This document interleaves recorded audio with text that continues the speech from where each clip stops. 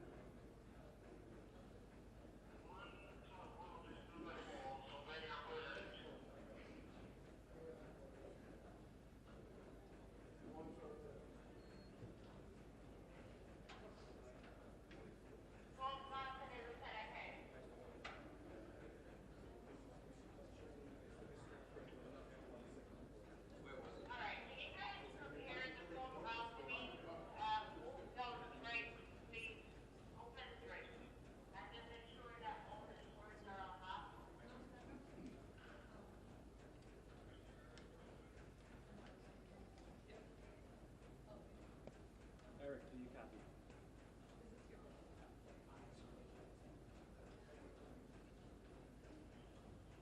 I'm saying Mac on camera 1.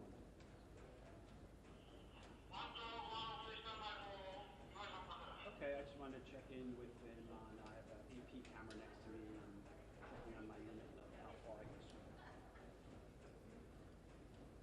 I know, I'm trying to, I'm not,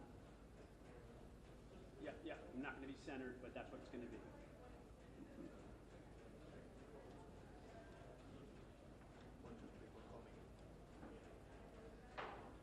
No, Mac, camera 1.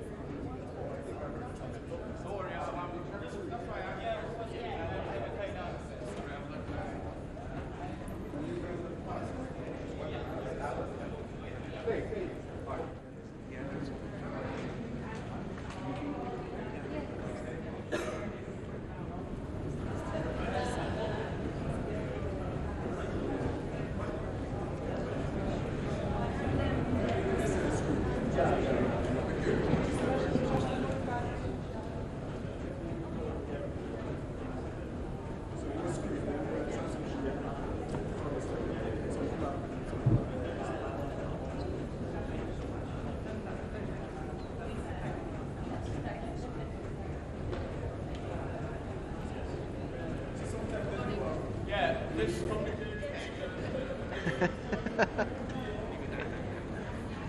gì mà phải tốt mồ hôi á? Okay.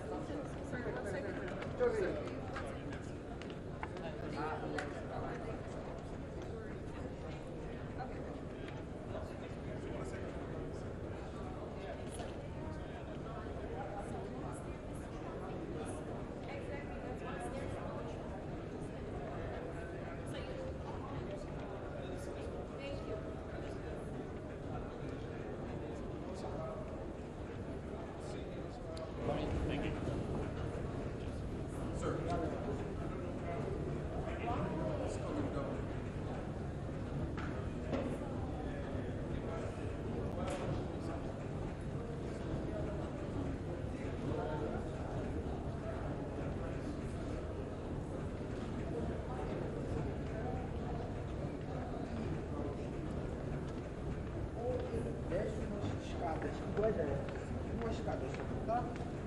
Hoje procura o mesmo corredor até o chão.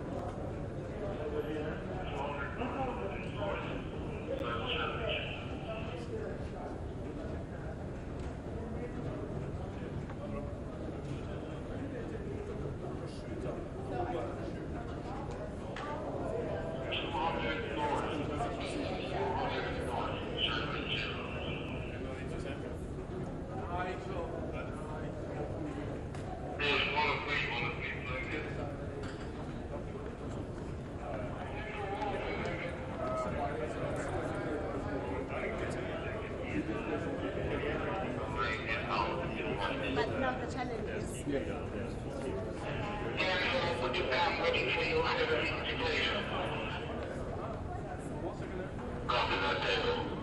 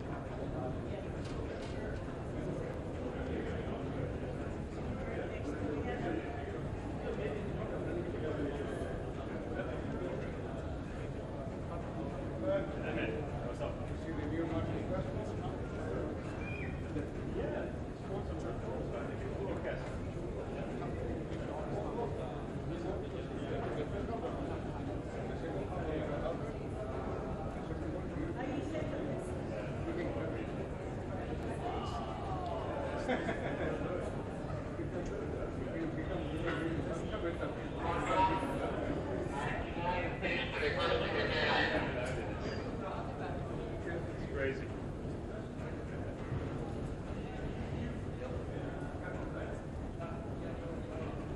This week.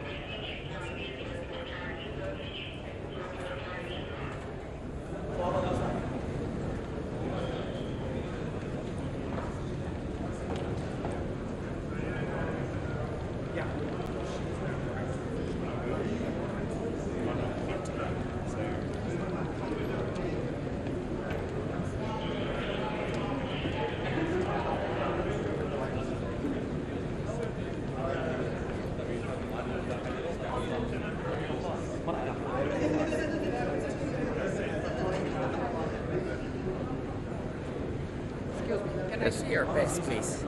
Sure. Are you with UNFPA? Yeah.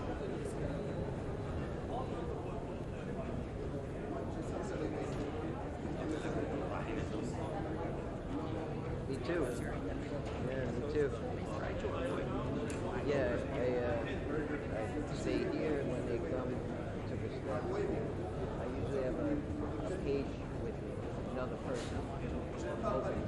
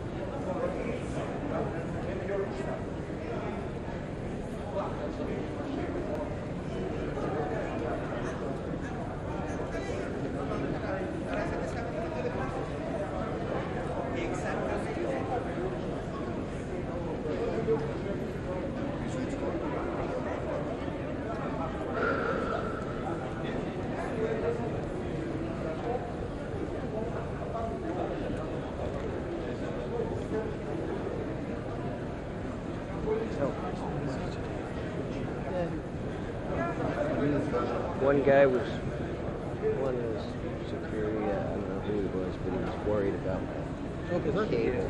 I'm like, Yeah, call me. You have my number? No. maybe I do, I gotta see. Okay, here you go. So, I think How you doing?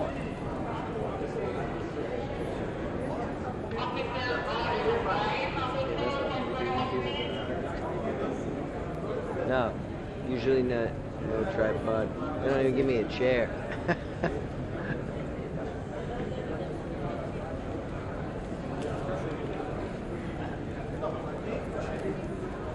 So tomorrow's is Brundtland coming? See.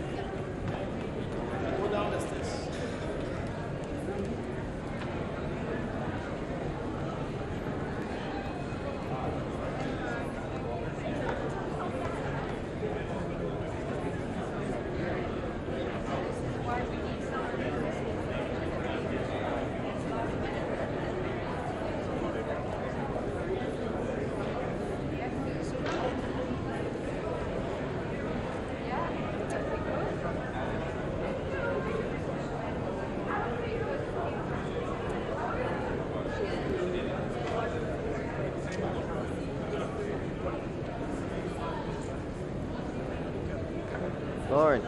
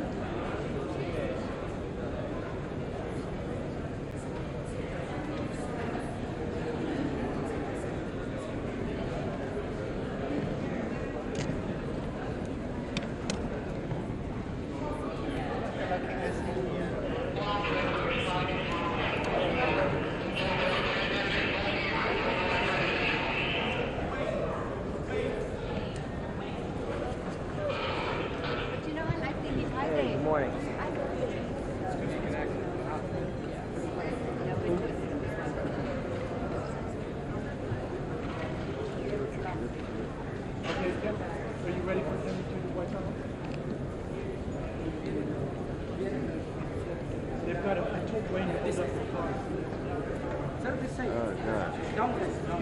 अभी आना, CRP नीचे. He has to turn it. Yeah, sir, this side. Downstairs. We are a camera.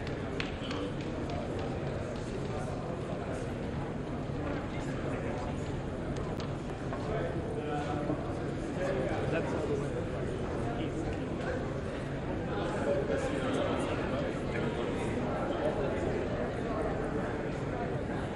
Are you good, Danny? Are you good, Danny?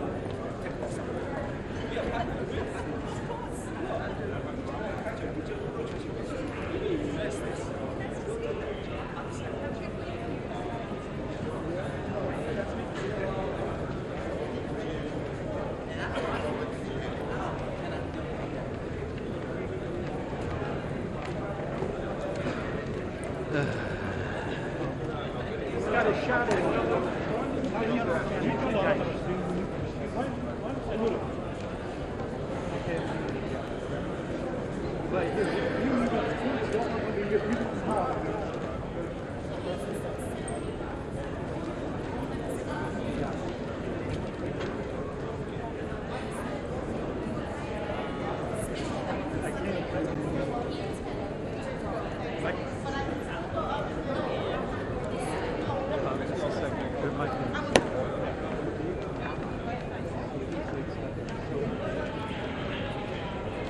Back. Back.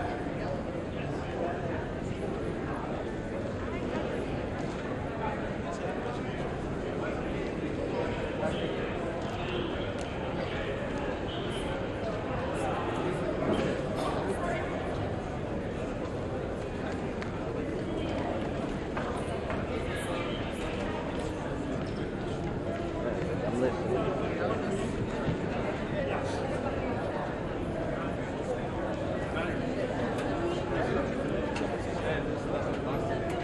كنجي أنا يا رحمة.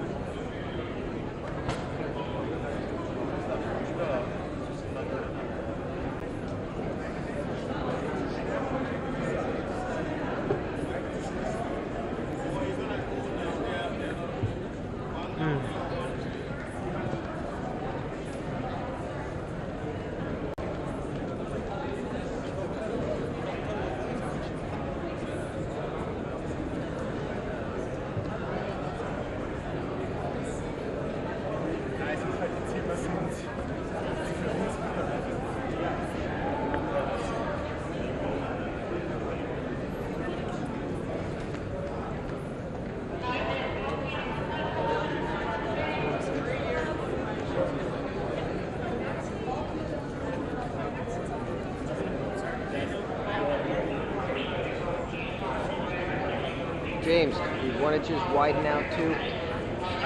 Oh, that's right. He's going back down to widen it now. Just caught him at the top of the steps.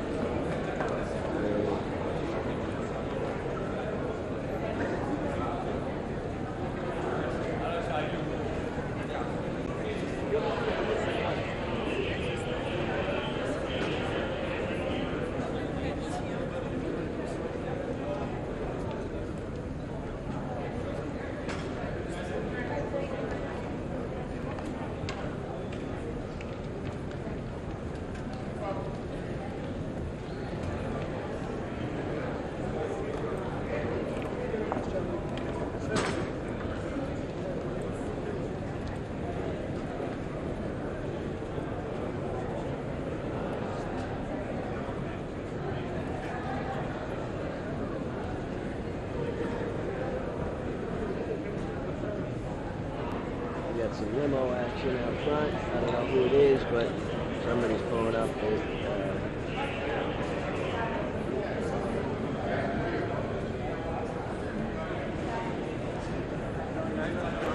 at the GA.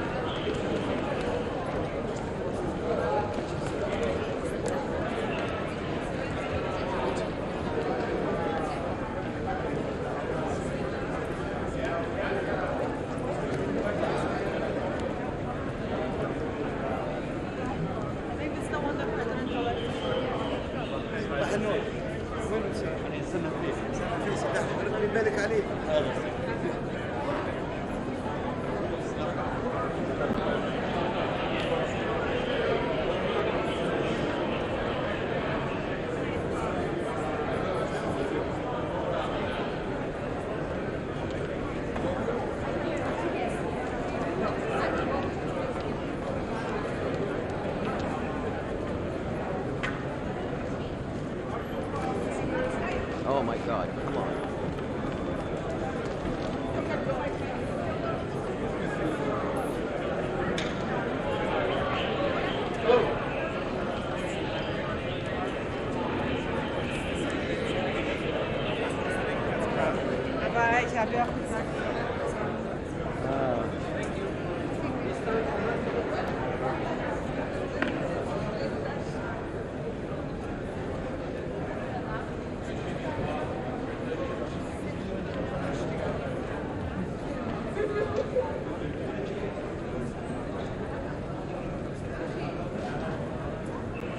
Keep it.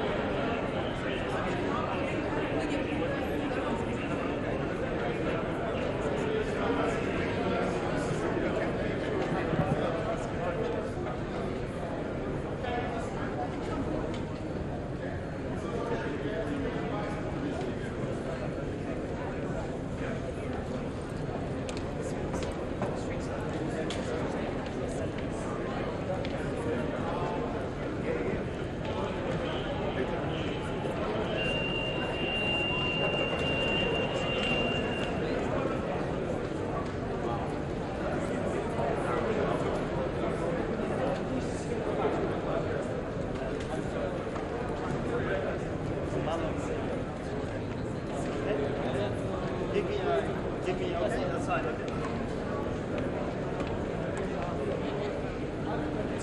Okay. Okay.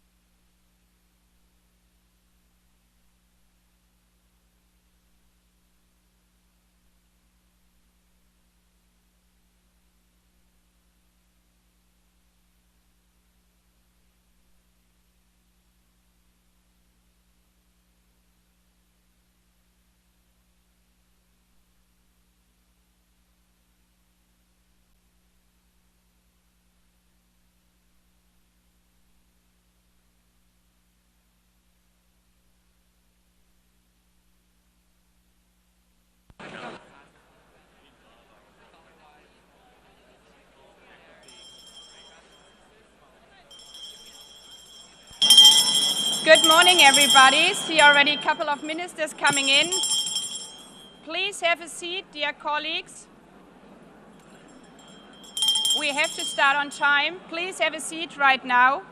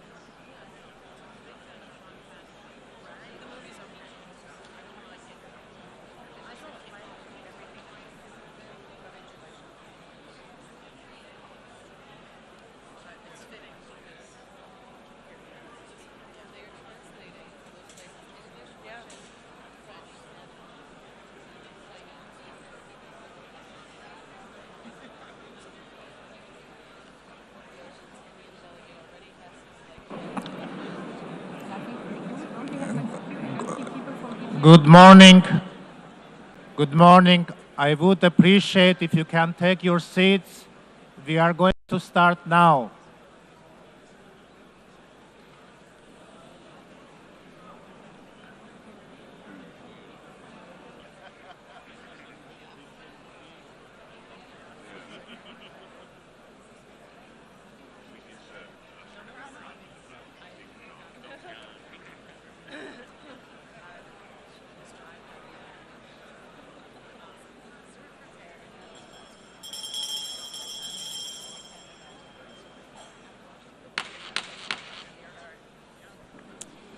Good morning, everybody, and please have a seat. If I could ask for everybody's attention and finding a seat. I call to order the high-level plenary meeting to commemorate the 80th anniversary of the establishment of the United Nations. I would kindly ask all delegations to take a seat and keep silent. On the left side of the room, could you please, also on the blue seats, on the left side, please take a seat. I call to order the high-level plenary meeting to commemorate the 80th anniversary of the establishment of the United Nations. I would like to warmly welcome all of you to this milestone anniversary of our United Nations. Now, when everybody has found a seat, and in respect to the performance we are hearing right now, I now invite the artists to take their position on the stage. I would like to welcome the Met Chorus artists, accompanied by pianist Mr. Howard Watkins, together with the Sing for Hope youth choirs, under the direction of Mr. Tillman Michael.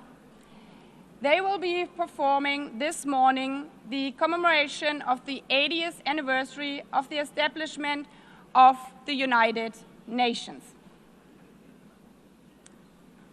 I now invite delegations to sit down, enjoy and listen to the musical performance.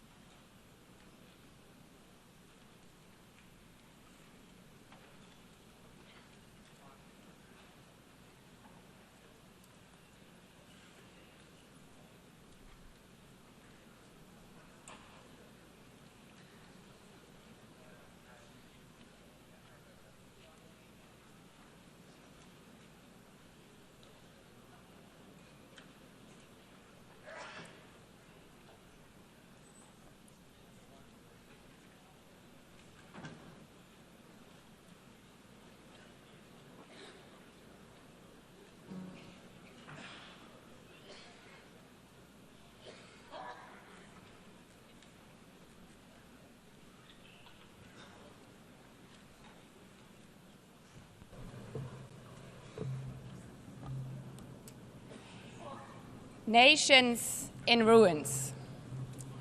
More than 70 million dead. 2 world wars in a single generation. The unspeakable horrors of the Holocaust.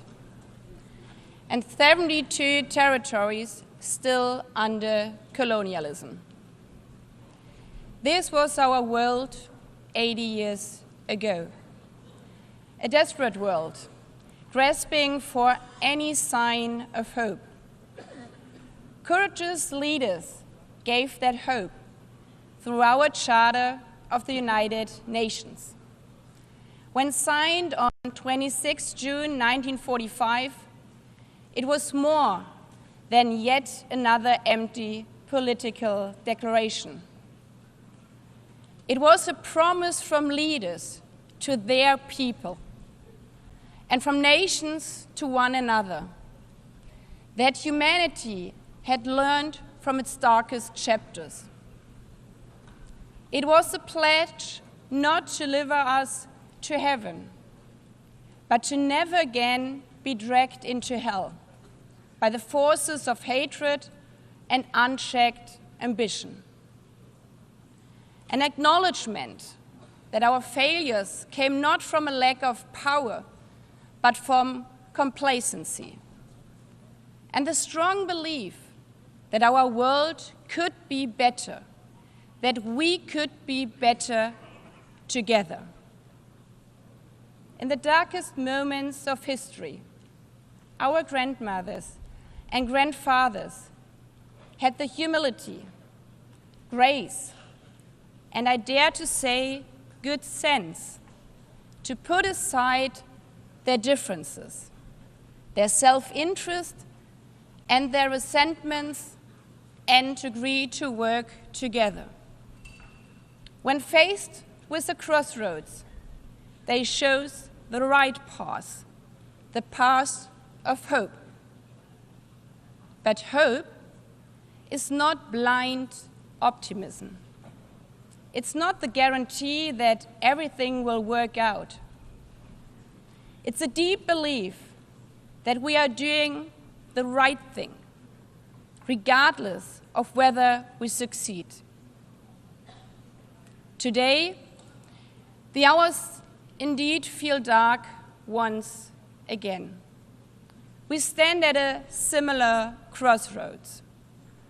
We see children without parents searching for food in the ruins of Gaza, the ongoing war in Ukraine, sexual violence in Sudan, gangs terrorizing people in Haiti, unfiltered hatred online, and floods and droughts all over the world.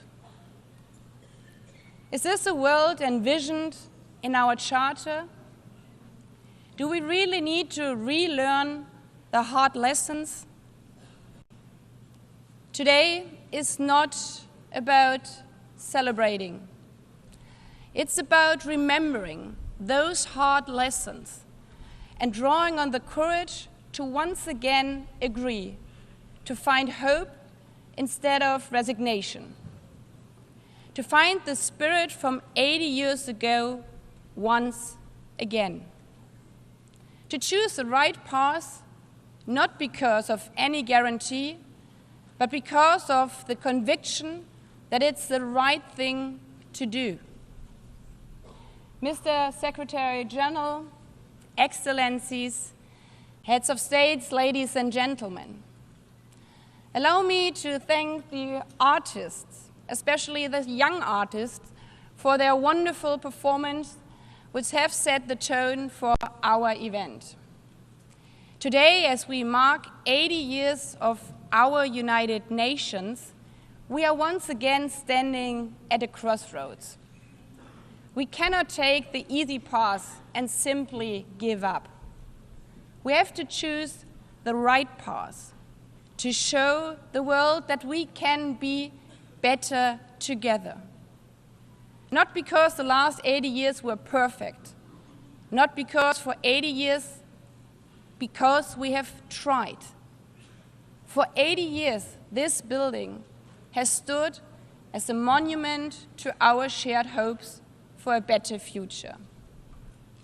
Yes, we have disagreed, we have struggled, but we have also triumphed. For 80 years, this institution has driven progress on sustainable development, peace and security, and human rights. Today's commemoration is not the story of an institution. It's the story of thousands, perhaps hundreds of thousands of people who tried to turn hope in something real. The people who stood between war and peace and chose peace. The people who are risking their lives to deliver food in Gaza. The people who are supplying education materials to girls in Afghanistan. The people who not only wear the symbol of the United Nations, but are out there on the ground, showing how we are better together.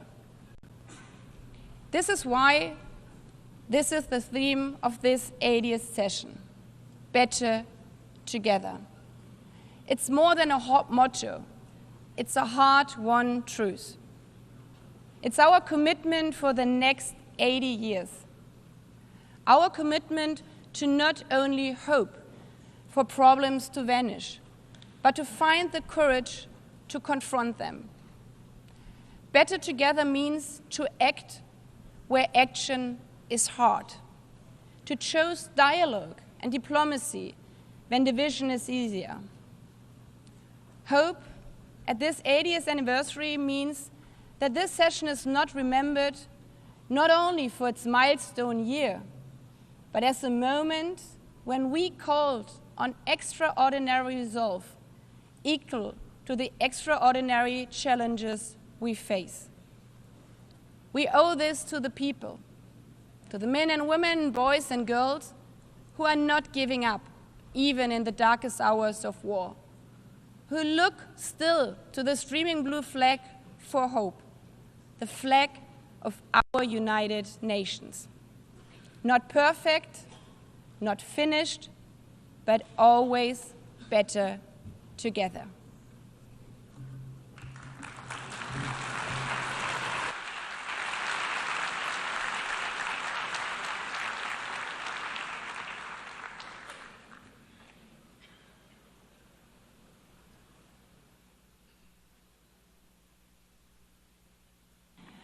I now invite delegations to view a short film on the occasion of the 80th anniversary of the establishment of the United Nations entitled Better Together.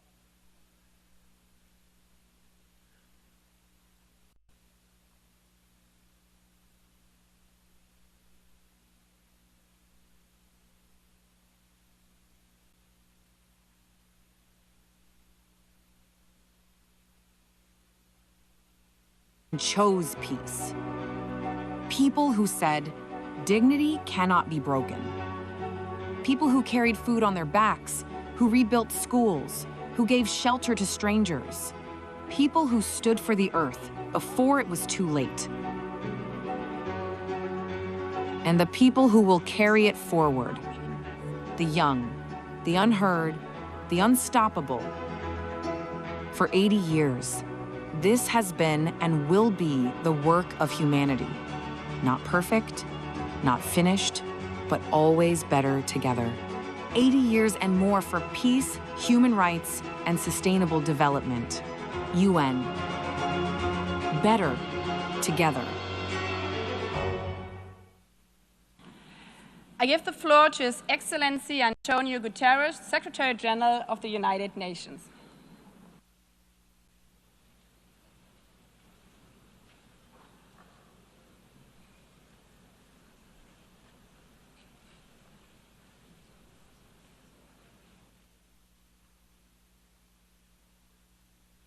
Madam President of the General Assembly, Excellencies, ladies and gentlemen. As we mark the 80th anniversary of the United Nations, I invite you to return for a moment to our earliest days. When the organization first opened its doors, many of its staff bore visible wounds from war, a limp, a scar, a burn. One of them was Major Brian Urquhart, the second person to be hired by the UN. A British soldier during the Second World War. He had been blown up on a ship in the Channel. Witnessed the liberation of the Bergen-Belsen concentration camp and carried for the rest of his life the limp from a parachute that failed to open. He was not alone. A clerk might quietly mention a bullet wound, a delegate, the shard of shrapnel still lodged in its chest. They had seen the worst of humanity, the horrors of the death camps, the cruelty of combat, cities entirely wiped out. And it was precisely because of what they had witnessed that they chose to serve peace. Excellencies, there is a persistent myth that peace is naive, that justice is sentimental, that the only real politics is the politics of power and self-interest. But those early staff were not idealists untouched by reality. They had seen war and they knew. Peace is the most courageous, the most practical, the most necessary pursuit of all. And in building the United Nations, they created something extraordinary, a place where all nations, large and small, could come together to solve problems that no country can solve alone. And yet, at this moment, the principles of the United Nations are under assault as never before. As we meet, civilians are targeted and international law trampled in Gaza, the Ukraine, Sudan, and beyond. As we meet, poverty and hunger are on the rise as progress on the Sustainable Development Goals falters. As we meet, the planet burns with fires, floods, and record heat raging through climate chaos. And at the same time, we are moving towards a multipolar world, but without strong multilateral institutions, multipolarity has its risks, as Europe learned in the First World War. To meet these challenges, we must not only defend the United Nations, we must strengthen it. And that is the purpose of Agenda 2030, the Pact for the Future, and the UN80 initiative, to renew the foundations of international cooperation and to ensure that we can deliver for people everywhere. Excellences, au fil des années, notre organisation a ouvert la voie à certains des plus grands triomphes de l'humanité.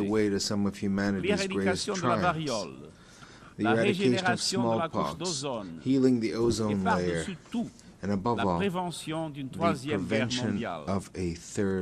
Les défis des 80 prochaines années seront à la fois familiers et inédits. La lutte contre la guerre et la pauvreté se poursuivra.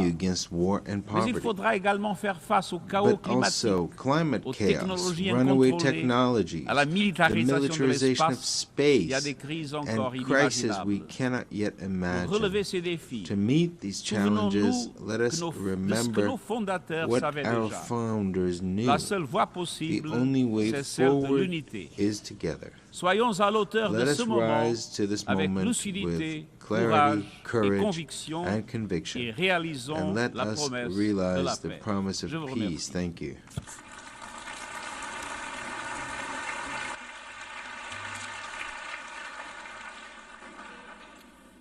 I thank the Secretary General.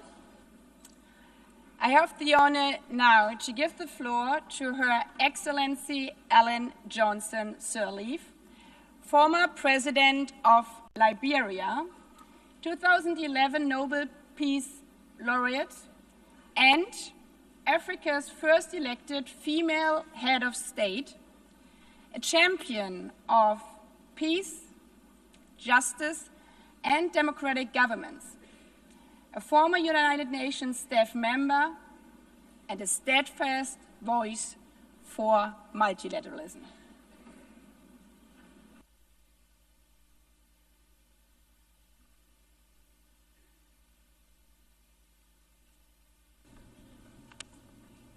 Excellencies, Madam President of the General Assembly, Secretary General, distinguished delegates, friends, I'm honored to address this high-level meeting on peace and security as part of the UN 80th anniversary. 80 years after the founding, we must recommit to the Charter, to our common security, to the belief that nations can choose dialogue over destruction. We begin in Africa, our shared cradle of resilience and hope, where democracy is weakening, where fractures across borders from Sudan to the Sahel to the Great Lakes strain our regional architecture. Yet, across Africa, communities stand up to extreme violence. Regional bodies mediate transitions, and women's groups negotiate truces when the state is distant and humanity is near. We have learned hard lessons. Prevention costs less than reconstruction. Reconciliation is a process, not an event. Peace agreements require institutions and citizens to be real. When guns fall silent, skills training, jobs, justice, and dignity must follow swiftly. Liberia's story illustrates UN-led progress and success. The largest peacekeeping force joined Africa's forces to disarm fighters, support elections, reform security institutions, and create space for reconciliation and growth. India's all-female formed police unit strengthened protection and public trust. The mission ended with Liberia standing on its own feet, out of war, into a fragile peace with accountability, inclusive dialogue, and economic opportunity for young people. We must acknowledge that the multilateral architecture built to shield future generations from war is underperforming. That global leadership lacks a unified effort to respond to a technological enabled world. Commemoration without candor is unaffordable. The world asks whether this House will protect civilians and uphold international humanitarian law. These are not words of despair. They are summons to repair. Our answer must go beyond words. It must translate into actions felt by a family in a tent, a nurse in a clinic, a child in school. A call for change, a renewed vision of collective security, and a broader approach to the triple planetary crisis and worsening inequality. The call for the new design of a new vision, better together, must ensure immediate protection of civilians, finance for conflict prevention, proposals that pay real people, leaders who are audible and accountable, women at the table with budgets that guarantee their participation in all peace negotiation delegations, and the de-weaponization of the information space. None of this is beyond our reach. It demands humility to listen, courage to compromise, persistence to implement. Peace is not built only in conference rooms, but in classrooms where girls learn without fear, clinics where mothers deliver safely, markets where youth find dignified work, courts where law is fair, and in daily acts of neighborly coexistence. 80 years on, the United Nations founding generation would ask if we are still worthy of the hopes inherited. Our answer must be yes. Not because the world is less dangerous, but because our determination is stronger. Better together. Your theme,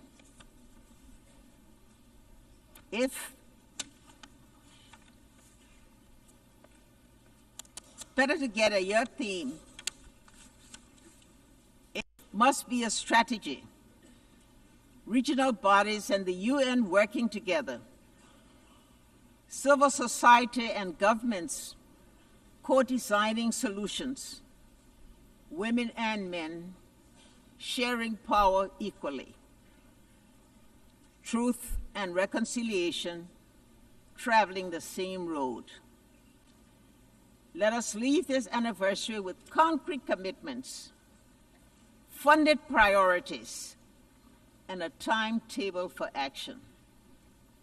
Show those in shelters standing in the bread lines and awaiting news of loved ones that the United Nations, as it celebrates its 80th year, remains a place of peace, a place of refuge, a place of unity, and a place of hope.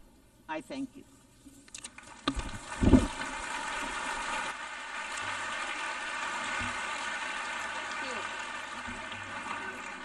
I thank Her Excellency Ellen Johnson Sirleaf for your strong and wise words.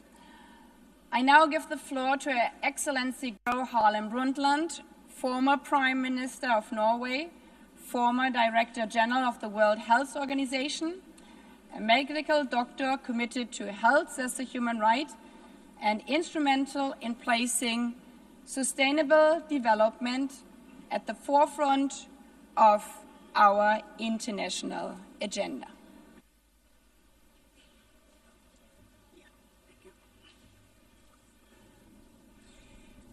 Madam President, Secretary General, Excellencies, ladies and gentlemen, it is a great honor for me to address you marking the 80th anniversary of the United Nations.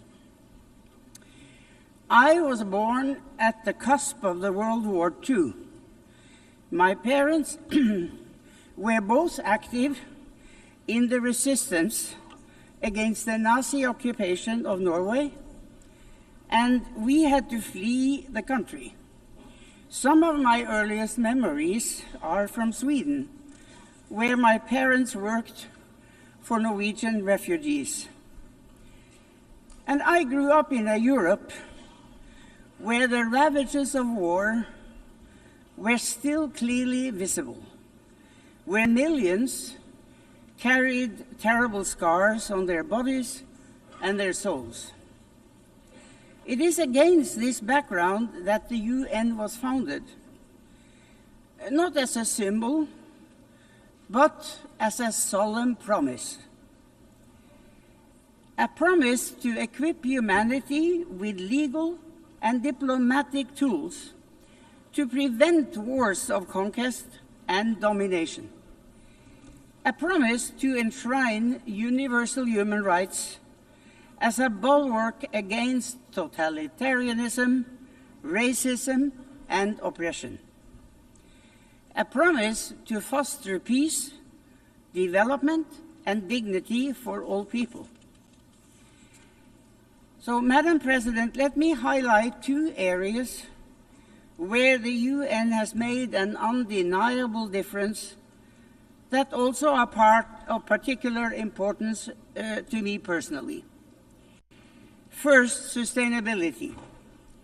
When Secretary General Javier Pérez de Cuellar asked me to chair the World Commission on Environment and Development, I accepted with great humility. And I am very proud of the report we produced, Our Common Future. It helped cement the concept of sustainable development in our collective consciousness. Thanks to UN-led efforts, we started charting a path towards economic development that does not destroy the basis of life for future generations, our climate and our natural environment. But we are today exceeding the planet's boundaries and approaching tipping points where there is no way back. Over 80% of the targets under the Sustainable Development Goals are today off track. Second, President, gender equality. During the UN's International Year Women's Year in 1975, I had just entered government for the first time. Many of my male colleagues hardly knew how to deal with me. In 1979 came the UN Convention on the Elimination of All Forms of Discrimination against Women. In 1981, I became Prime Minister for the first time. In 1995, 30 years ago this month, I delivered my address at the 4th World Conference on Women in Beijing. I spoke of the moral and economic imperative to end gender apartheid. I believed too optimistically that we would have come further by now. I did not foresee the intensity of the pushback that would come. Even today, there are countries where not a single woman sits in the highest decision-making bodies, including among the P5. But despite such adversity, the UN has methodically worked to strengthen the position of women through education, through microfinance, through work for sexual and reproductive rights and health, and through intense and effective advocacy work. With resolve and determination, we will get there in the end. So, Madam President, I have lived longer than most of you. I have witnessed the tangible differences the UN makes through economic upturns and downturns, political ebbs and flows. I have no patience for those who dismiss the UN as outdated. We are going through a time of great geopolitical shifts and impressive, but also frightening, technological development. The UN as our common hub for getting the facts on the table, debating and deciding on solutions, and acting is more important than ever. We owe that not just to ourselves, but to the generations to come. Thank you.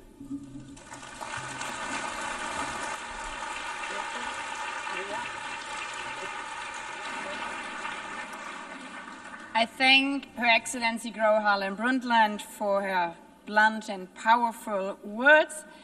I have the honor now to give the floor to Ms. Maria Ressa, 2021 Nobel Peace Prize laureate, award-winning journalist, professor at Columbia University, co-founder of Rappler online news site, and a fearless defender of freedom of expression in the face of constant political harassment and arrests. President Baerbock, Secretary General Guterres, distinguished delegates, ladies and gentlemen. I'm normally chasing you here, and here I am. It's actually a very interesting place. Look, 80 years ago, this institution was born to prevent humanity from destroying itself. Never again, after fascism manipulated information, eroded truth, and dehumanized entire populations to enable genocide and global war. Today, we stand on the rubble of the world that was, and the challenge is to rebuild the United Nations for now, for this moment, when similar forces that led to those atrocities 80 years ago are now surging through digital platforms, insidiously manipulating us for power and profit. The biggest battle we face today is impunity, and it leads to our dehumanization in both the physical world, where wars rage from Ukraine to Gaza, and in the virtual world, where our minds and emotions are manipulated by surveillance capitalism for profit. To fight that, we need information integrity to remind us to be human. I became a journalist because information is power. But news groups lost our gatekeeping powers when an atom bomb exploded in our information ecosystem, a technological one that's silently destroying the very foundations the UN was built to protect. This is the deadliest period for journalists in recorded history. More than 240 journalists killed in Gaza alone. More than died in World War I, World War II, Vietnam, and the former Yugoslavia combined. This is unprecedented.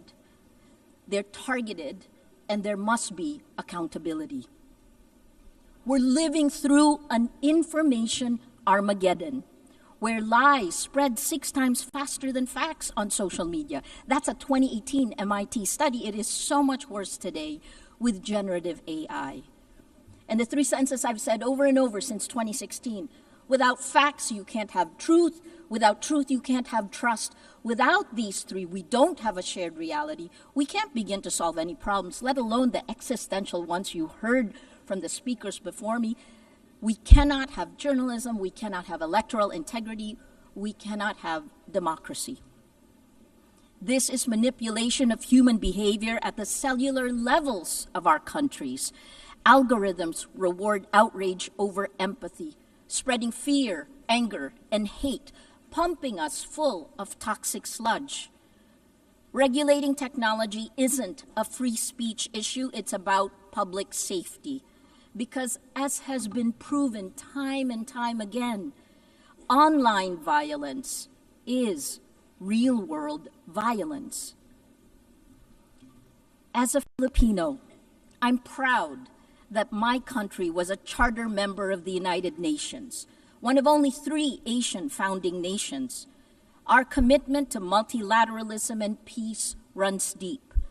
But that legacy was tested under the Duterte administration. Among the actions it took, it filed 11 criminal charges against me in a little over a year.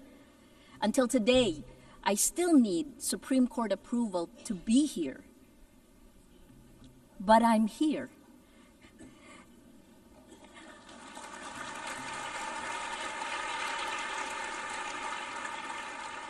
And my former president, well, he was arrested in March for alleged crimes against humanity, and is detained at The Hague waiting for trial.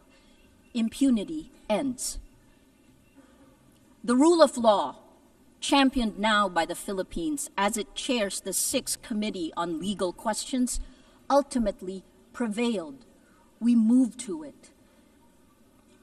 The trends are clear. We are electing illiberal leaders democratically. As of March this year, VDEM said that 72% of the world is now under authoritarian rule. So we turn to you at the UN. It has its critics because you have to move faster. Security Council votes paralyze action on major crises. Outdated representation excludes rising powers. Bureaucratic processes respond too slowly to urgent threats. But as you know, the solution isn't to abandon multilateralism, it's to strengthen it by addressing the very impunity that undermines international law. At this time of creative destruction, I implore you to create. Here are 3 solutions. First, end big tech impunity through global accountability. We need binding standards for international to restore and regulate information integrity, just as we have for nuclear weapons and climate change. There are 2 new initiatives, first from the Vatican, created last weekend with His Holiness Pope Leo XIV, a declaration demanding artificial intelligence remain under human control with clear accountability mechanisms. The second one will be launched later today, a global call for AI red lines, which more than 200 of us have signed. We urge your governments to establish clear international boundaries to prevent universally unacceptable risks for AI, at the very least define what AI should never be allowed to do. Second, build alternative infrastructures for trust. It isn't just big tech that failed to protect the public in the virtual world, it's also you, the governments. At Rappler, we built a chat app using open source protocols. Countries that care about data privacy, France, Germany, all their government websites are on the Matrix protocol. It allows real people to talk to real people without manipulation. The vision is a global federation of trusted news organizations, because this is how journalism will survive and how we begin to build infrastructures of trust. Finally, the third one, create. That's our word today. Invest in comprehensive solutions. Let your imagination run. 3 examples that's happening now. More than 3/4 of UN members now recognize Palestinian statehood, showing that international law can advance despite impunity.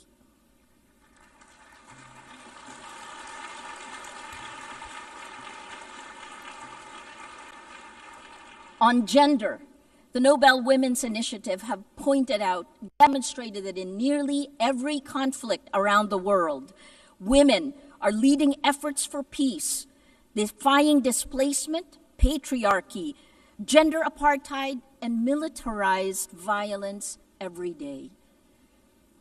And finally, on Wednesday, Demokrasya Siempre, 20 nations will pledge to strengthen democratic institutions and fight for information integrity. More than 40 Nobel laureates we have gathered together to support this multilateral initiative led by the Global South. Information integrity is the mother of all battles. Win this, and we can win the rest. Lose this, and we lose everything. Please choose courage over comfort, facts over fiction, hope over fear. A lot has changed since the UN was created 80 years ago. But its values, peace, human rights, justice, rule of law, these are more essential today than ever. It is time to create again, to build better. Together, please Act now, before it's too late. Thank you.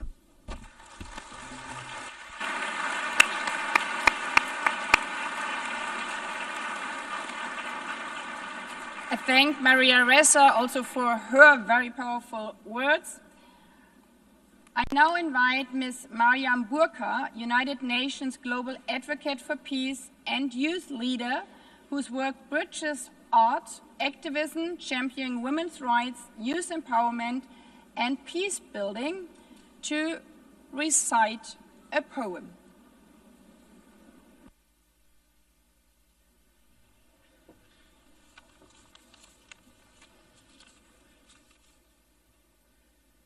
The President, Secretary General, distinguished delegates, excellencies, good morning. Walking these halls, I realized that the United Nations was not built from harmony. It grew out of the ashes of war and the grief watered by the collective memory of what happens when dialogue and cooperation fails. Its foundation is not peace achieved, but peace pursued, fragile, imperfect, necessary, not just worth fighting for, but requiring a fight. And today, 80 years on, we gather to honor what has been achieved. Nations rebuilt, walls of division lowered, millions lifted by the shared will. But these are victories worth remembering, but the story is unfinished. The cracks in the foundation calls us to repair, to act, not to retreat. Our world bleeds before our eyes. Children in conflict zones, nations silenced by hunger and war. And it begs the question, are we witnessing the collapse of conscience in real time? Because behind every pact, there are people. Behind every statistic, there is a story. And behind every commitment that we sign, there are lives depending on whether we honor our words or not. And so this is not the time to feel powerless, because yes, hope and despair can coexist in the same breath, because healing is not linear. The United Nations is not a monument, it is a mirror, and it reflects what we have dared to imagine 80 years ago, and today, here, it asks, will we dare again? Will we dare to work better together? Because if the past proves that we can build peace from ashes, then the present demands that we build it again, louder, braver, together. I speak as a global peace advocate, not because peace is easy, but because silence is complicity, and so I will not be silent. You know, I used to think that peace was a place, a final destination we arrive at after all wars have ended. But I have come to understand that peace is not a line that we cross. It is a choice that we make over and over and over again, especially when it is the hardest, especially when it feels far away.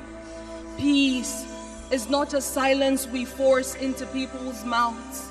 It is not the absence of war, but the presence of understanding. Peace is a child learning to sleep again without flinching at the wind. It is a mother not having to choose between bread and dignity. It is a father not having to swallow his voice to feel like a man.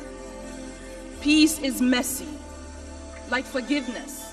It does not arrive in parade floats. Sometimes it comes crawling through broken windows when we finally agree that being right is not better than being whole. Peace is not found, it is built, brick by brutal brick, by hands that once knew how to fight, now choose to hold instead. There was a time when we measured strength by how long we could hold a grudge. But today, let us measure strength by how long we could hold space for someone else's truth. Because there was a me and a you before there was ever an us. And if us is broken, then peace is what lets us lay down the shards without aiming at each other's throats. Peace is the poem you write after the war in your chest has finally run out of ink. It is the moment you return to your body and find yourself still standing. Peace is not easy, And so let us not forget the ones who have carried peace quietly through the fire. The women whose hands mend what war has torn, who rebuild homes from memory, raise children between checkpoints, hold their families like nations. Because peace has always known the name of a woman, carried through the way that she chooses courage over collapse again and again. And so today I speak peace into the bones of this world, into the rubble, into the rage, into the ruins. Because if war teaches us how to shatter, then peace must teach us how to stay soft, to stay human. And perhaps what makes us human is not that we always succeed in peace, but that we dare again and again to seek it, refusing to let our brokenness be the end of our story. Thank you.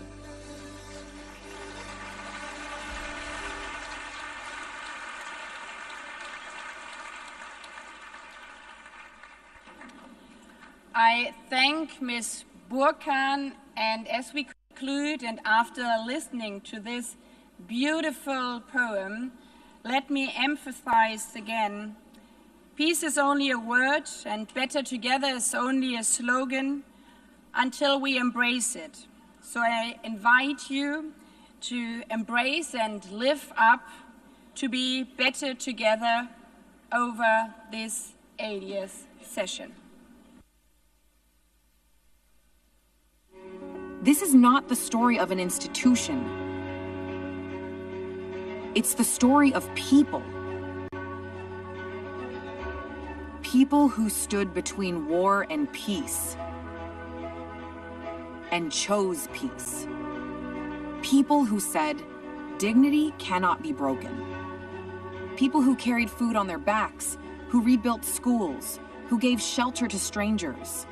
People who stood for the earth before it was too late. And the people who will carry it forward. The young, the unheard, the unstoppable. For 80 years, this has been and will be the work of humanity. Not perfect, not finished, but always better together. 80 years and more for peace, human rights, and sustainable development. UN. Better together. Before adjourning this meeting, I would like to remind delegation that the high-level meeting on the 30th anniversary of Fourth World Conference on Women will begin immediately in this hall. Delegations are therefore requested to remain seated while the stage is being prepared for the next meeting. The high-level plenary meeting to commemorate the 80th anniversary of the establishment of the United Nations has concluded. I thank you. The meeting is adjourned.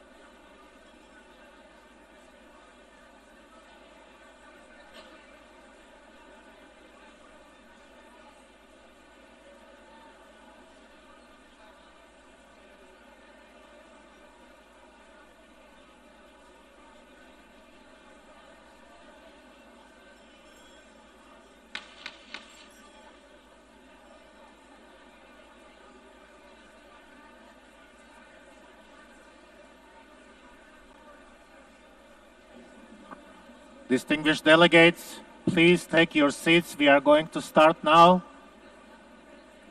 Please take your seats.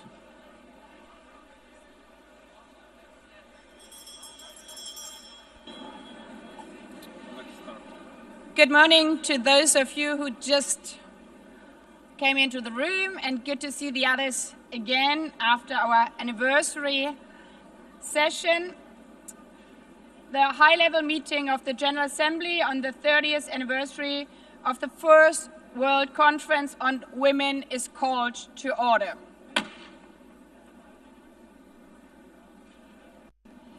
Heads of states and government, Secretary General of the United Nations, Excellencies, distinguished delegates, distinguished participants. I warmly welcome all of you to this high-level meeting convened to mark the 30th anniversary of the Fourth World Conference on Women and to renew our resolve to fully implement the Beijing Declaration and Platform for Action. This high-level meeting is held on the theme Recommitting to, Resourcing and Accelerating the Implementation of the Beijing Declaration and Platform for Action to achieve gender equality and the empowerment of all women and girls, in accordance with General Assembly Resolution 79/288 of 7th May 2025.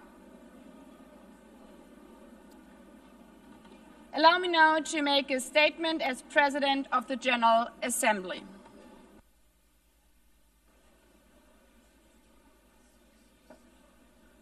Please take your seats, distinguished delegates.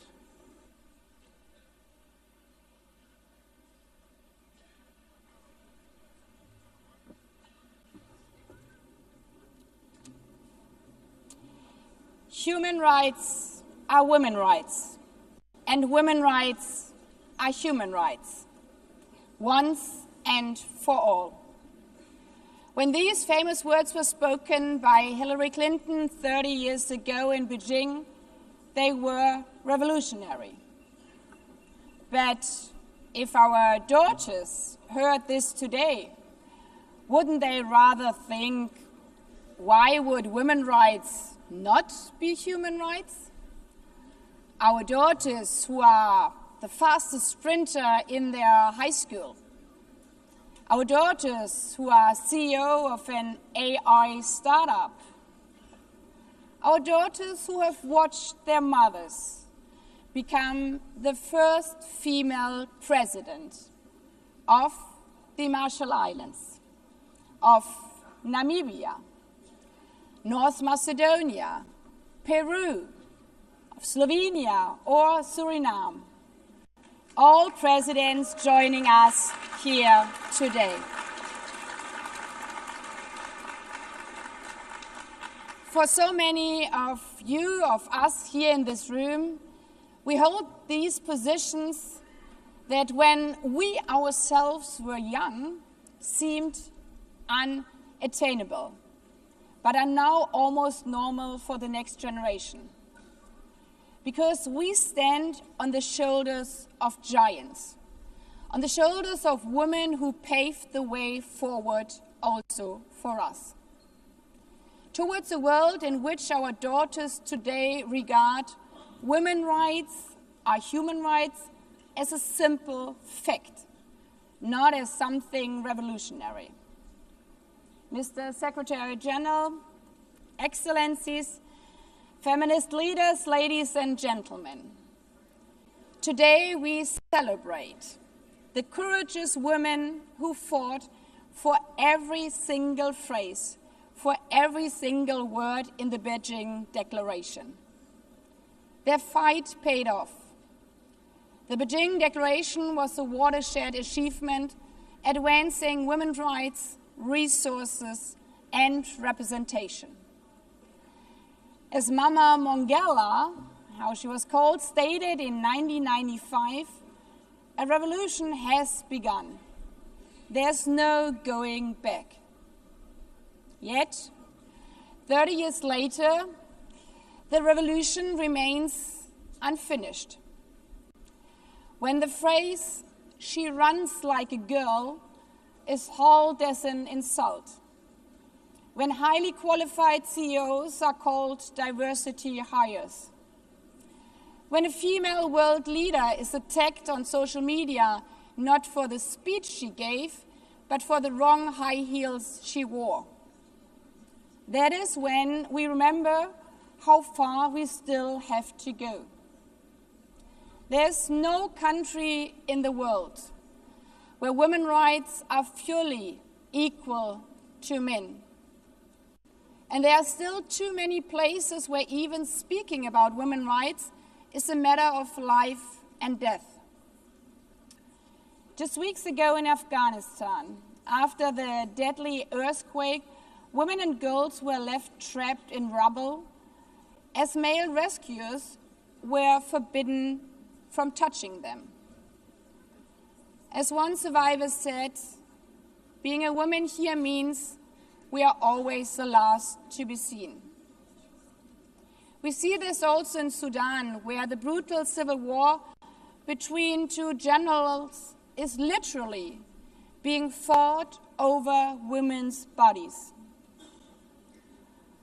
I still have her voice in my ear when one mother told me, while I was sitting with her in a refugee camp, that she wishes that they all would have been simply killed instead of having to see her daughters being raped over and over again. This year alone, demand for life-saving post-rape support in Sudan increased almost 4 times. And this is no exception. 1 in 3 women globally will experience sexual violence at some point in her lifetime. 1 out of 3. This is us. And these battles extend to family planning. UNFPA estimates that today a quarter of women are unable to make decisions about their own health care, and roughly half of all pregnancies are unintended. Delivering on Beijing, on this revolution, means also that no male politician, judge, or religious leader should dare to tell our girls what to do with their bodies, because they are human beings, not property. It's our body, our choice. In this regard, I'm honored we are joined by our first guest speaker, Cecilia Suarez, who is using her platform to speak out against this scourge in Latin America and the Caribbean, affecting as many as 76% of women in the region. But even in the darkest hours, women are not victims. They are survivors. They are heroes. And it's an extreme honor that we will also hear from our guest speaker, Nadia Murad, Nobel laureate, a hero who not only survived the unthinkable crimes of ISIS, but gave Yazidi women a voice and by that defeated a terrorist organization. Women like Nadia Murad remind us that women's rights are not only human rights, but human rights are the best weapon for peace. Excluding women peace builders doesn't just reduce the possibility of peace, it undermines its very foundation and longevity.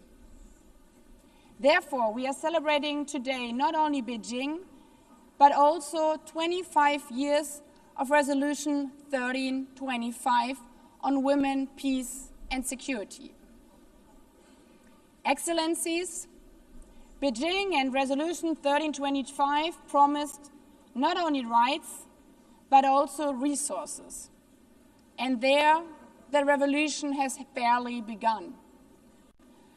At the current rate, reaching economic equality will take 123 years.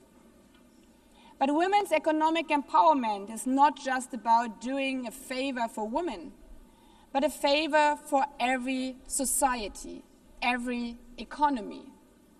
As they say, it's economics, stupid. Closing the gender gap would increase global GDP by $7 trillion US.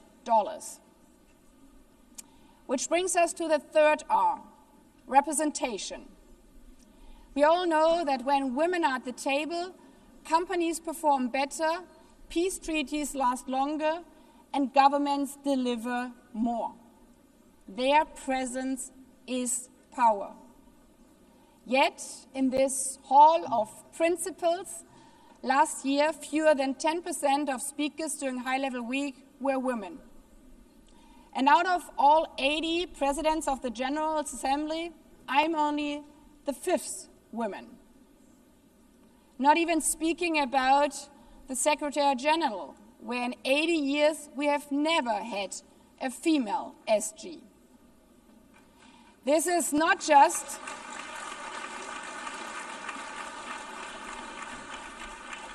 This is, as we can hear, not just a matter of representation, it's a matter of credibility to practice what we preach. But it's not only who is leading, it is how we lead. Leadership means collaboration. The theme of this 80th session overall is better together. A motto which also guided Beijing, where so many women came together in networks like Femnet, led by Memory Kachamba, a guest speaker here also today. Ladies and gentlemen, today we celebrate this spirit of better together and the courage of the women who paved the path to Beijing and beyond. But tomorrow we go back to work. As female presidents, as male presidents, as Olympic sprinters, as CEOs, as ordinary mothers and daughters. And just in case, while finishing the revolution from Beijing, we might hear that contemptuous phrase, "you run like a girl," we should remember what little girls all around the world would do. Exactly that. Proudly run like a girl, fast as hell, even in high heels, showing that women's rights are always human rights, that they are our rights, our future.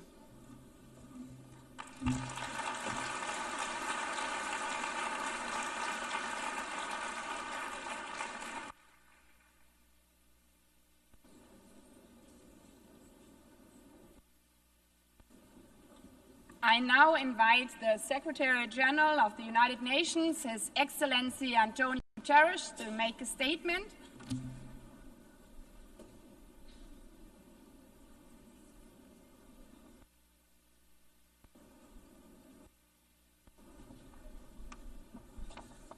Madam President of the General Assembly, Excellencies, dear friends. 30 years ago, the world came together to affirm that the rights of women and girls are not separate, secondary, or negotiable. They are human rights. The Beijing Declaration and Platform for Action is the most ambitious global political commitment on women's rights ever achieved. And it has helped to power advances in some critical areas: legal protection, political participation, education, maternal mortality, recognizing the need to tackle violence against women as a global priority, and more.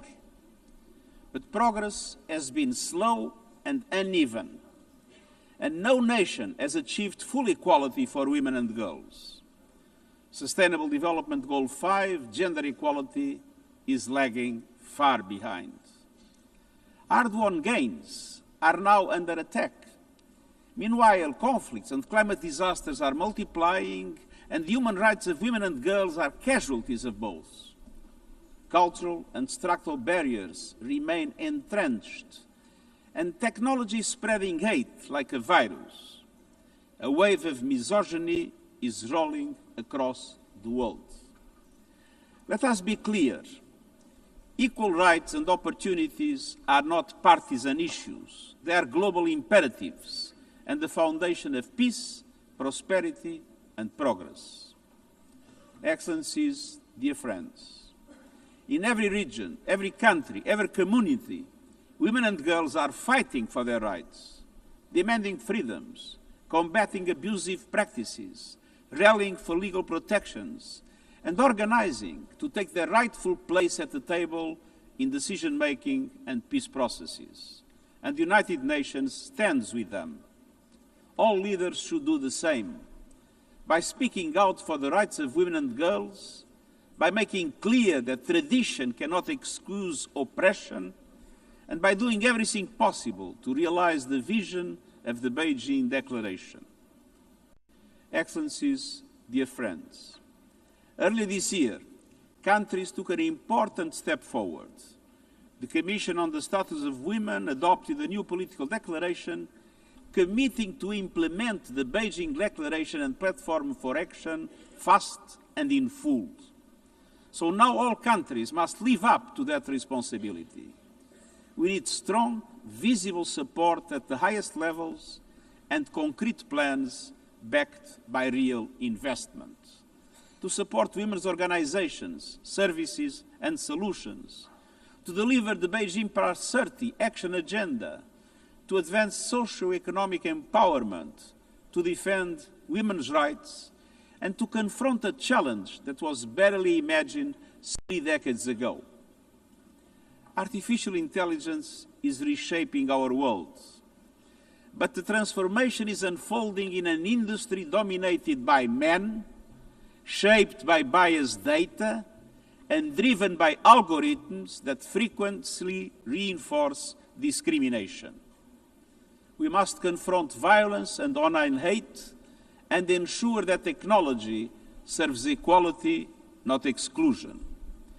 And that includes a priority in investing in women and girls' education in science, technology, engineering, and mathematics. Because women's participation in decision-making on this issue and every other, it is not a gift, it is a right. It strengthens societies, enriches debate, and boosts equality across the board. We must remove systematic obstacles to equality for women and girls. From discrimination to unequal pay and inequality before the law. We need universal ratification of the Convention on the Elimination of all forms of discrimination against women. Excellences, enfin, nous devons prendre des mesures proactives pour assurer la participation des femmes à la prise de décision à tous les échelons. Ici, aux Nations Unies, grâce à des efforts soutenus, nous avons atteint et maintenu la parité hommes-femmes parmi les cadres dirigeants. And allow me a brief explanation on this. Some think that we had to bend the rules in favor of women to reach parity. Totally wrong. The only thing we did was to guarantee that there was effective equality opportunities for women and men, and that the selection processes had not a misogynist bias. And the result was parity at the level of the high direction of the United Nations. Nous poursuivrons nos efforts pour parvenir à la parité dans l'ensemble de l'organisation, guidée par notre plan d'accélération pour l'égalité des genres. Excellences, il y a 80 ans, la Charte des Nations Unies affirmait l'égalité des droits entre les femmes et les hommes. Il y a 30 ans, la déclaration de Pékin consacrait les droits des femmes comme des droits humains. Aujourd'hui, dans cette enceinte, nous devons entendre comment nous comptez transformer ces ambitions en réalité. Faites entendre vos engagements, présentez vos plans. Ensemble, réalisons l'égalité pour les femmes et les filles, une égalité dont notre monde a tant besoin. Je vous remercie.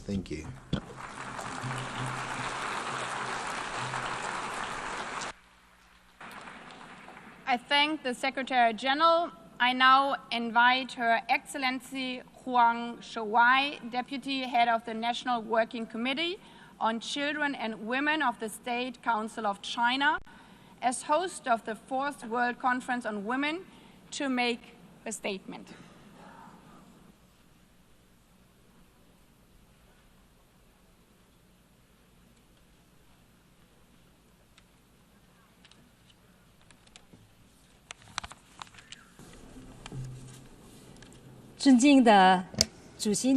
Distinguished Madam President, distinguished colleagues, China commends the General Assembly for convening this meeting to mark the 30th anniversary of the Beijing World Conference on Women.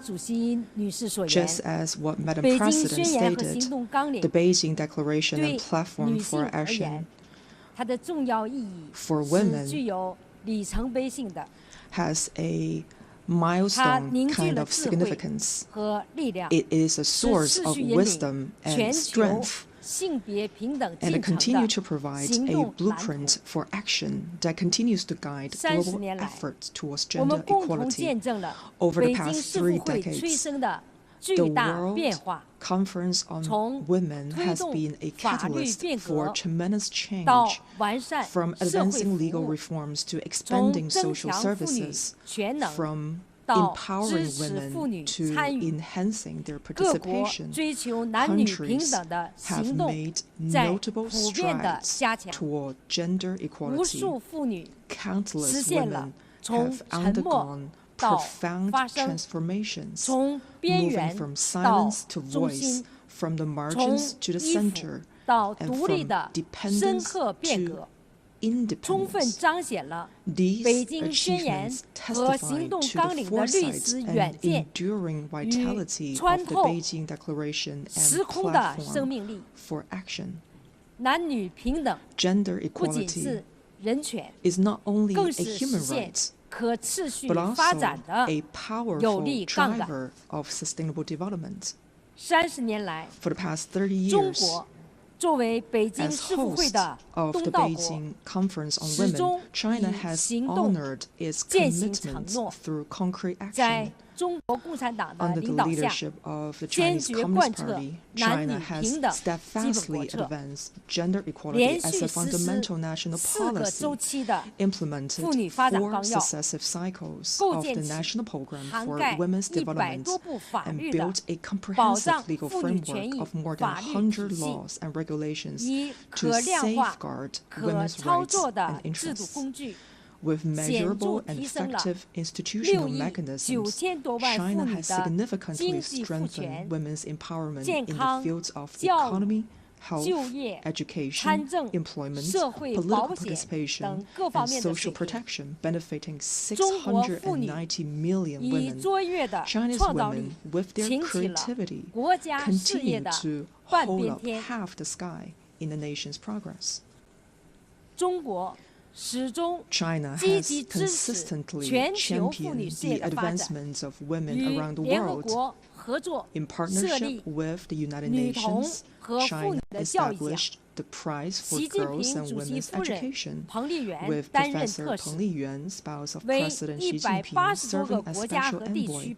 China has trained more than 200,000 female professionals from over 180 countries and regions, and has carried out empowerment projects totaling over $40 million in more than 20 countries.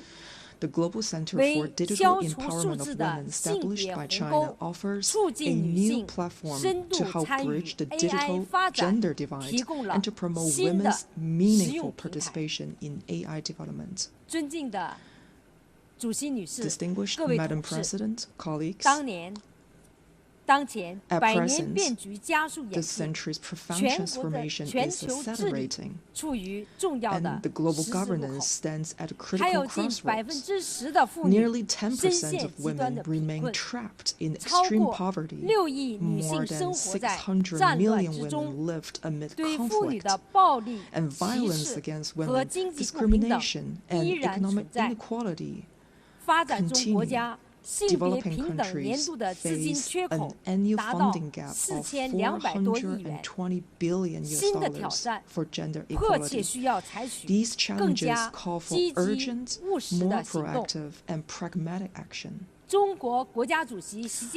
Chinese President Xi Jinping's proposal for global governance initiative comes at a critical juncture. Advancing gender equality and the full development of women requires strengthened international cooperation, accelerated action, and sustained commitments. At this new starting point, China calls for the following: continued advancement of the equal development of women. Safeguarding women's rights and interests should be elevated as a national priority and embedded as a social norm. The allocation of resources to this end should be increased to ensure women's equal access to opportunities and their full participation. Continued empowerment of women in innovation and development. Quality education for women and girls should be provided. Digital technologies should be harnessed to strengthen their capabilities, support their leadership, and unlock their innovative potential. Continue to promote the shared development of women worldwide.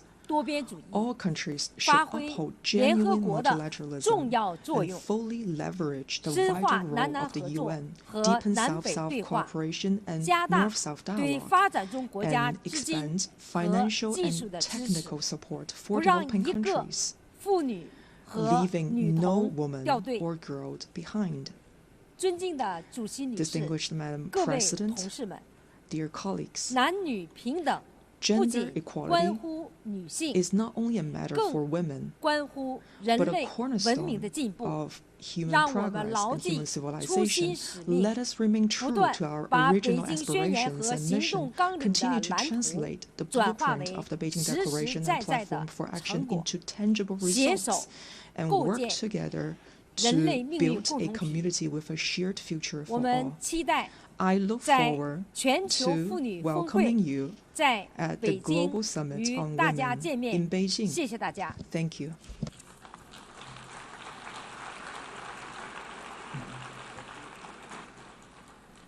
I thank the Deputy Head of the National Working Committee on Children and Women of the State Council of China. I now invite Ms. Sima Bahous, Executive Director of the United Nations Entity for Gender Equality and the Empowerment of Women, to make her statement.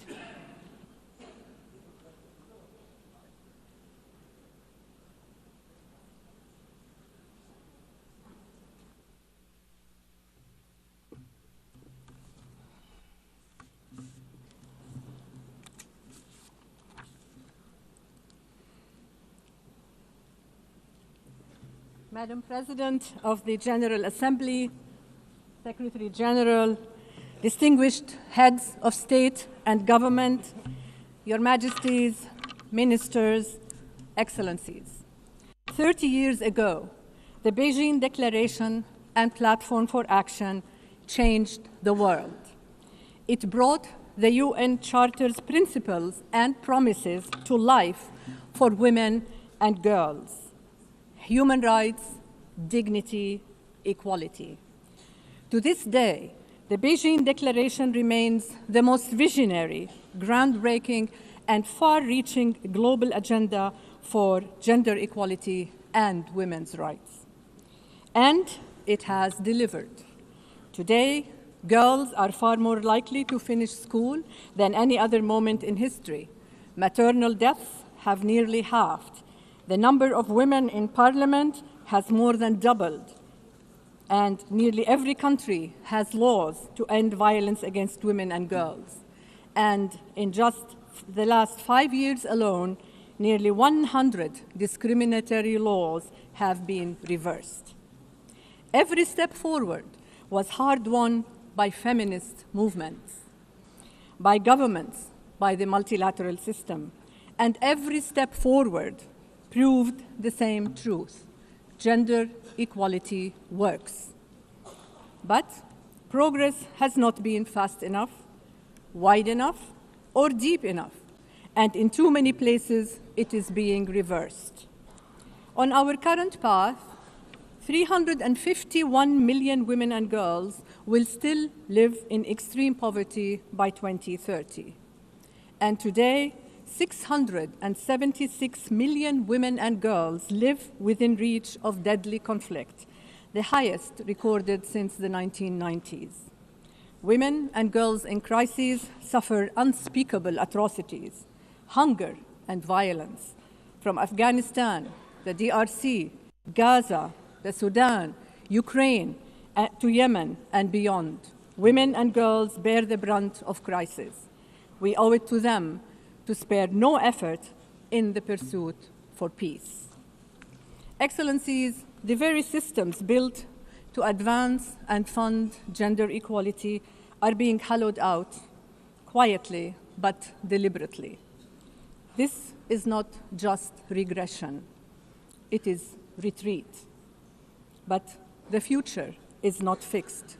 Another path is still possible. Excellencies, as we commemorate 80 years of the United Nations and 30 years since the Beijing Declaration, 2025 must be our turning point. This is why, in this pivotal year, we asked governments to recommit with bold, measurable actions across a roadmap of 6 priority areas. And you answered. 108 governments have stepped forward with 196 national actions on the Beijing Plus 30 action agenda. You are investing in care systems, strengthening gender data, and funding women peace builders on the front lines. You are putting power, protection, and possibility in the hands of women and girls. You are harnessing technology and innovation to advance, not hinder, equality. And you are enacting laws to protect women and girls from violence. Your actions reflect partnerships with feminist movements who have carried this agenda through times of backlash and breakthrough alike. Importantly, your actions prioritize the leadership and voice of adolescent girls and women. These actions form a map of the possible. And we know what that possible can deliver when we come together. Just this past week, you took another step forward together when you adopted by consensus the resolution to revitalize the Commission on the Status of Women, a timely legacy of Beijing Plus 30. I applaud you for this. This is multilateralism at its best. Excellencies, your words today must be matched by courage tomorrow. In the policies you pass, in the budgets you allocate, and the change you drive together with and for women. Because gender equality remains a unifying force for the world. Let history remember 2025 as the year we stood our ground for ceasefires, for peace, for justice, for equal rights, for sustainable development, and for prosperity for all women, for all girls, for all humanity. I thank you.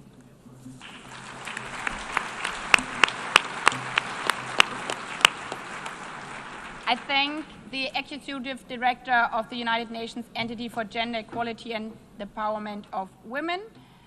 I now invite Ms. Dean Keita, Executive Director of the United Nations Population Fund, to make her statement.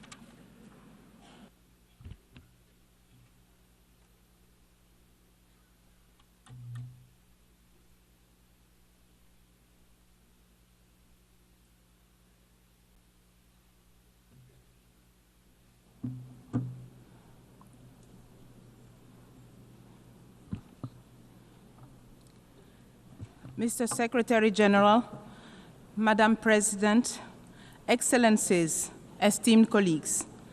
30 years ago, in Beijing, the world pledged to achieve gender equality and women's empowerment.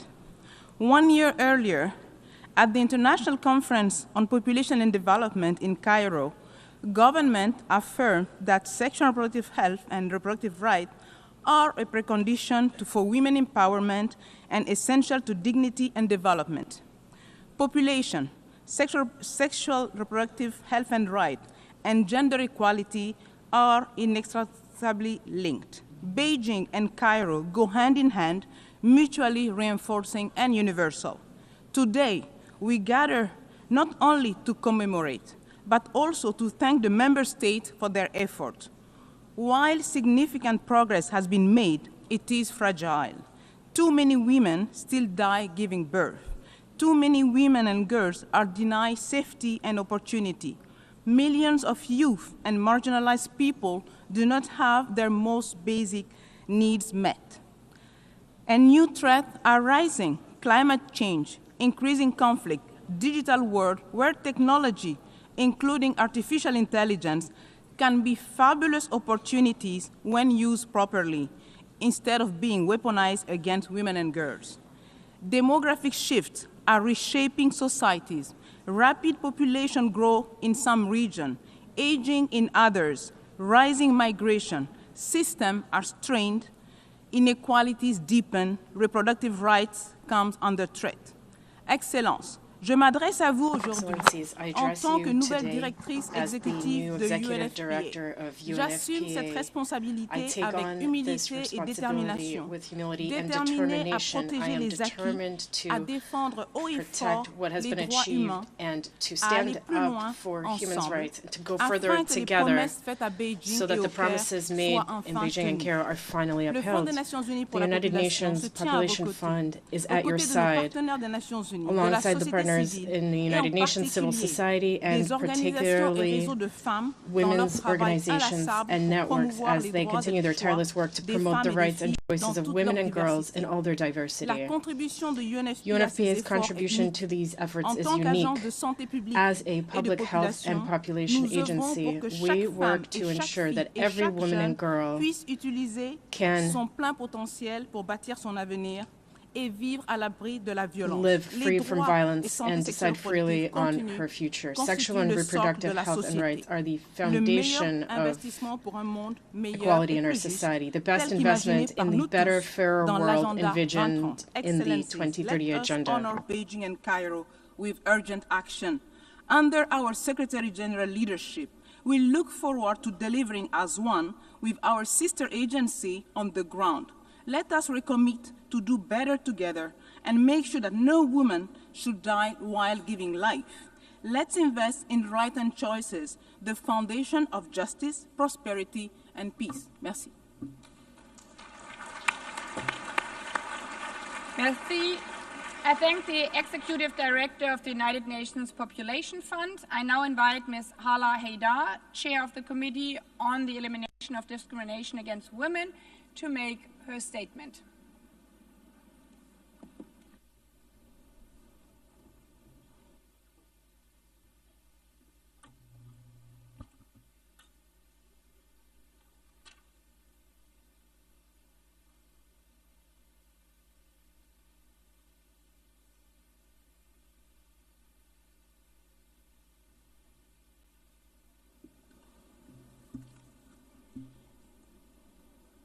Madam President of the GA, Mr. Secretary General, Excellencies, ladies and gentlemen. 30 years after Beijing, it must be said loud and clear, gender equality is not a favor. It's not optional. It is justice, peace, and progress for all humanity. Beijing gave us a powerful blueprint.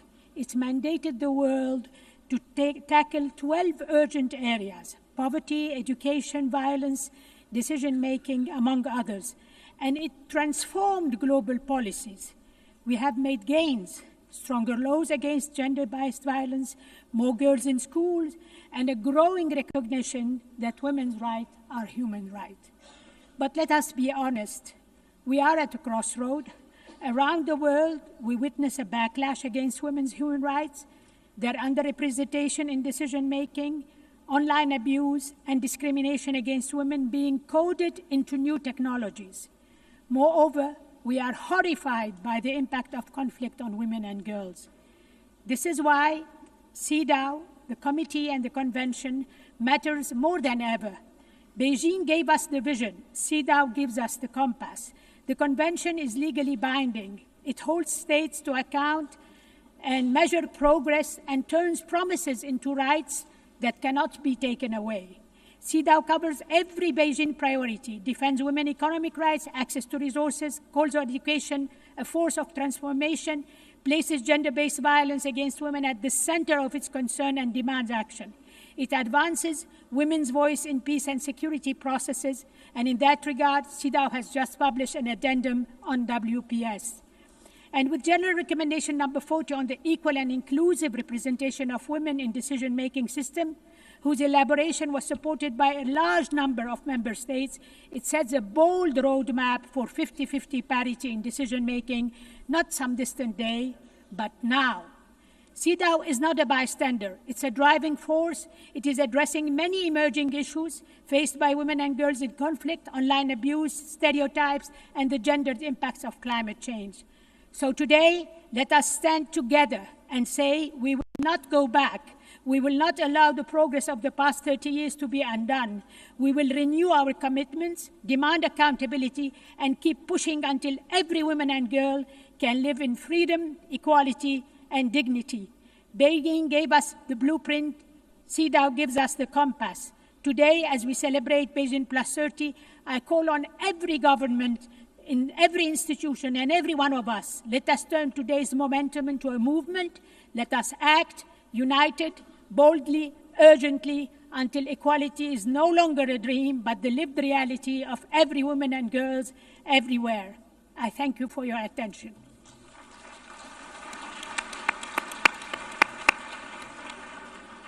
I thank the chair of the Committee on the Elimination of Discrimination Against Women. I now invite Ms. Claudia Flores, chair of the Working Group on Discrimination Against Women and Girls, to make a statement.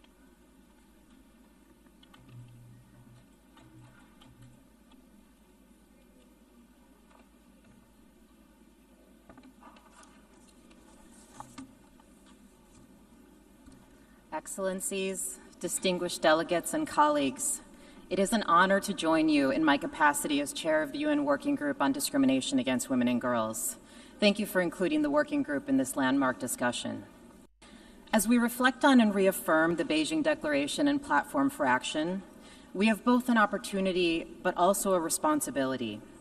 We celebrate the gains of the last 30 years, recognizing that these victories, above all, belong to the brave women and girls human rights defenders who have pressed forward in the face of great restraints and risk.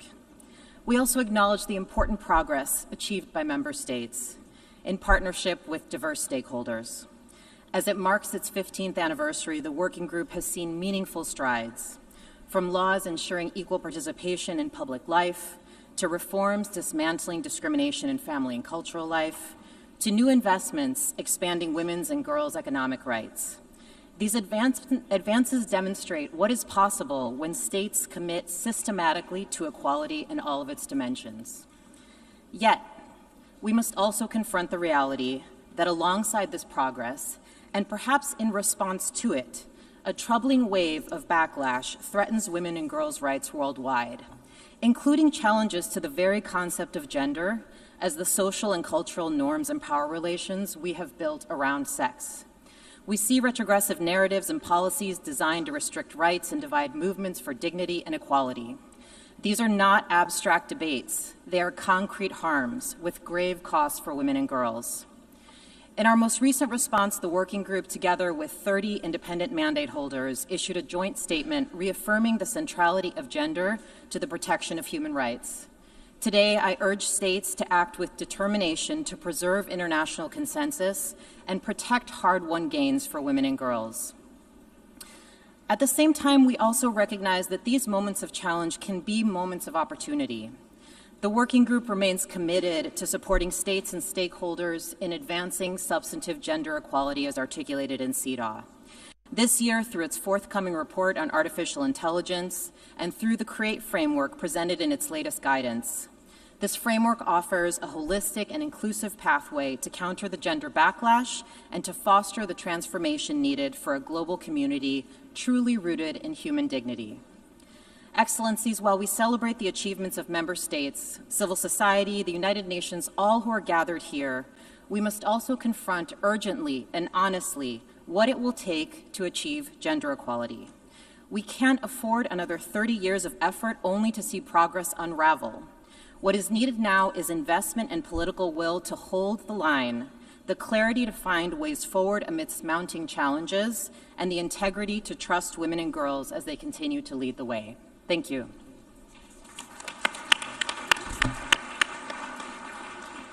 I thank the chair of the Working Group on Discrimination Against Women and Girls. I now invite Ms. Reem Al-Salem, Special Rapporteur on Violence Against Women and Girls, its causes and consequences, to make her statement.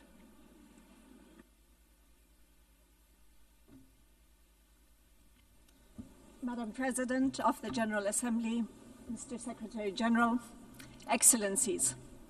30 years ago, the Beijing Declaration and Platform of Action, the BDPA, gave the world a visionary blueprint that recognized the structural, societal, and individual causes of violence against women and their consequences. Today, as we commemorate its anniversary, we must recommit to its promise with honesty and courage.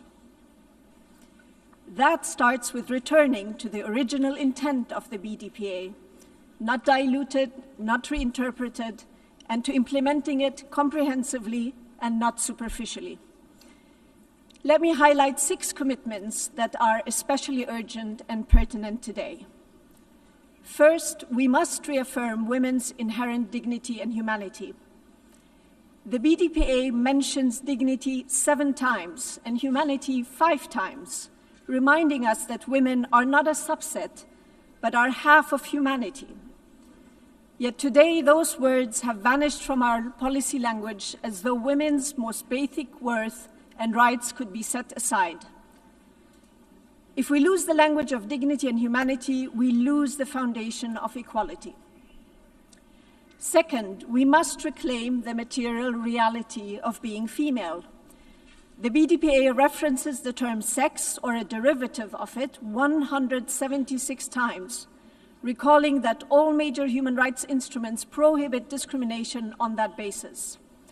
And yet, 3 decades later, the architects of the BDPA would be in disbelief to learn that stating this truth is branded by some as hateful, outdated, and regressive.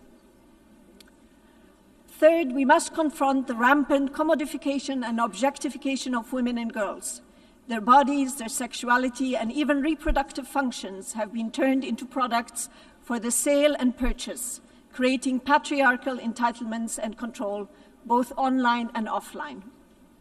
The BDPA was gravely and rightly concerned with this exploitation, particularly of prostitution and trafficking for sexual exploitation, and urged states to prosecute those who profit from it. Today, we must finally heed that call. Fourth, the BDPA identified aggression, colonialism, and foreign occupation as causes of grave violations, ethnic cleansing, genocide that fall within cruelty on women and girls. While governments stand idly by, women and girls, particularly in Palestine and in Afghanistan, are being intentionally and systematically targeted and destroyed. These atrocities and the impunity granted to their perpetrators expose the profound hypocrisy of governments who claim to defend women's rights while turning a blind eye to their annihilation. Fifth, the BDPA demanded accountability. But instead of an increased access to justice, we are seeing the opposite, on several fronts undermining rights hard won. Perpetrators of rape, trafficking, war crimes, and genocide walk free, flaunting their impunity while some governments boast of their support to them. And finally, the BDPA warned against excessive military spending, recognizing that militarization fuels violence against women while draining resources from peace, women empowerment, and ending violence, as well as social justice. Yet today, the global arms race intensifies, leaving women and girls to pay a hefty price. Excellencies, 30 years ago, states believed this agenda was achievable. If this was possible then, it is possible now, not as an act of charity, but as a necessity and undeniable right for women, for half of humanity. That half is watching, and that half will hold you to account. Thank you. I thank the Special Rapporteur on Violence Against Women and Girls, its causes and consequences. I now invite Cecilia Suarez, UN Global Advocate for the Spotlight Initiative, to make her statement.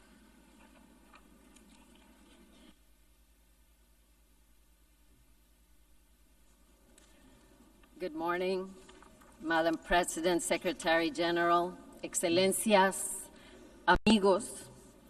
Nos reunimos como cada año en este mes para echar la mirada al mundo que hoy habitamos. Un mundo complejo, sin duda, entre múltiples conflictos armados, un genocidio en toda regla, una crisis climática cada vez más severa y el imparable avance de la tecnología sin un marco jurídico y claro, así como transparente. Y como cada septiembre, volvemos al tema que nos convoca, la equidad que mujeres y niñas siguen anhelando y demandando a lo largo y ancho de nuestro planeta. Hoy, con una urgencia radical que muestra que una política de omisión significaría para millones de mujeres y niñas en todas las latitudes un retroceso.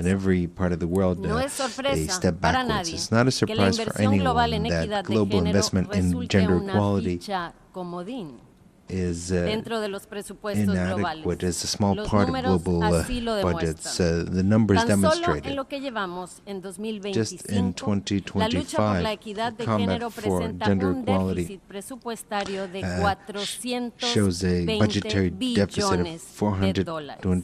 En contraste, la inversión global en gasto militar asciende a $2.718 billones. Y escúchenlo bien, 2.718 billones en armamento y guerra frente a un déficit de 420 billones en equidad de género. Es decir, el mundo hoy prefiere gastar 6 veces más en prepararse para el conflicto que en impulsar y salvaguardar a la mitad de su población, quienes, por cierto, también construimos economía.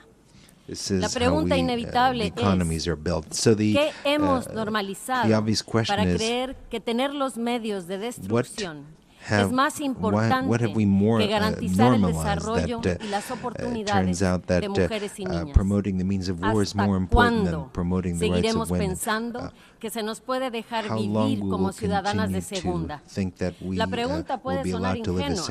La guerra es un negocio, pero también lo es invertir en desaparecer aquello que mantiene a la mitad de la población, las mujeres, lejos de su verdadero potencial dentro de nuestras sociedades y, a su vez, restringir el crecimiento de la sociedad en su conjunto. Y lo volveremos a decir. Se tiende a ver y entender esta brecha como algo que oprime, aflige y alcanza únicamente a las mujeres. Pero no nos equivoquemos. Preguntémonos, ¿qué es lo que realmente pierde un hombre cuando es educado y adoctrinado en el aparente privilegio de su masculinidad? ¿Qué es lo que tanto tememos sea visto y reconocido en ellos? La duda, la ternura, su verdadera fragilidad o su capacidad para sentir. Podría también mencionar que el 90% de las organizaciones trabajando en pro de las mujeres han sufrido recortes financieros durísimos este año. La situación es crítica. Por lo mismo, seré muy concreta. Se necesitan recursos, reformas y liderazgo.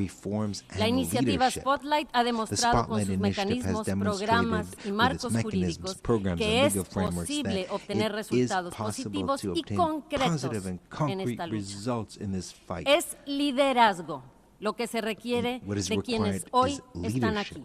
from those who Un are gathered liderazgo here. que impulse reformas Leadership y that que con fosters hechos reforms se and that comprometa a invertir with conscientemente facts en la makes it lucha possible por la igualdad. to truly Por invest último, in the fight for a los equality with escépticos actions rather. les pregunto, And lastly, to ¿de those who are verdad skeptical, I will que ask, nuestro paso do you por really este plano de la believe that existencia es tan extenso, tan largo, como our para priorizar actos de passage, destrucción frente our al camino presence in del this avance world colectivo donde is todas truly y worth todos investing in avancemos destruction juntos? instead of investing Piénselo. in efforts that Thank make us all progress together. Thank you.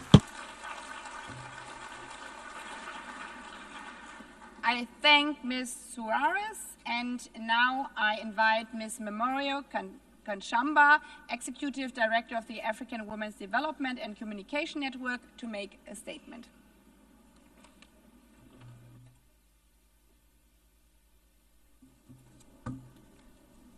Your Excellencies, distinguished guests, brothers and sisters, thank you for this opportunity to speak at this occasion. I stand before you not as a one voice, but many that carry the breath of African women and girls from the mountains of Kilimanjaro to the shores of Dakar, the streets of Harare, and the villages of Mali. 30 years ago, the Beijing Declaration, lit a flame. Women and girls danced. We sang together. The moment was not only symbolic, it was sacred. It was a covenant. And yes, there has been progress in the areas that Your Excellencies eloquently discuss and share on care work, gender-responsive budgeting, on women, peace and security, on the girl child, and climate justice. But let us be honest, even though this has entered the discourse has not delivered. There's been persistent and deliberate gaps, particularly the chronic underfunding of national gender institutions and the many sectors that shape our lives: health, education, agriculture, livelihoods, as well as public service provision. We have seen the erosion of women's organizing and feminist movements. We have seen reversals of hard-won gains and rights undermining our demands and struggle. We African women and girls demand bold, transparent, and participatory accountability. We insist on inclusion of women and girls in all their diversity. Civil society is not the enemy of the state. We are co-creators of development. We are guardians of democracy. We are the architects of liberation. The backlash that we face is not just against gender equality. It's against the truth. It is against freedom. It's against the principles upon which these institutions celebrating 80 years has been founded. We must affirm feminist principles that offer real alternatives to the broken system. Ubuntu, our shared humanity and interdependence, reparative justice for colonialization, debt, and climate harm. Africa each year loses close to 60 billion through illicit financial flows. These are funds and resources that can make a huge impact on women's rights and gender equality. Your Excellency, we also face a lot on our peace as a continent, on the dignity, on the extraction that we see of critical resources in the name of advancing climate transition. We see systematic violence. 80 years of the United Nations, we must not still be debating the relevance of gender equality and women's rights. Not in this generation, not after 30 years of Beijing, not after decades of the struggle. Women and girls deserve a life free of violence, free from the misogyny, free from the technology-facilitated violence that we see. Women and girls deserve to live and to thrive in dignity and joy. UNGA 80 must rise to this moment of reckoning and make bold, unapologetic resolve to fund gender equality and women's rights. It is non-negotiable. Thank you.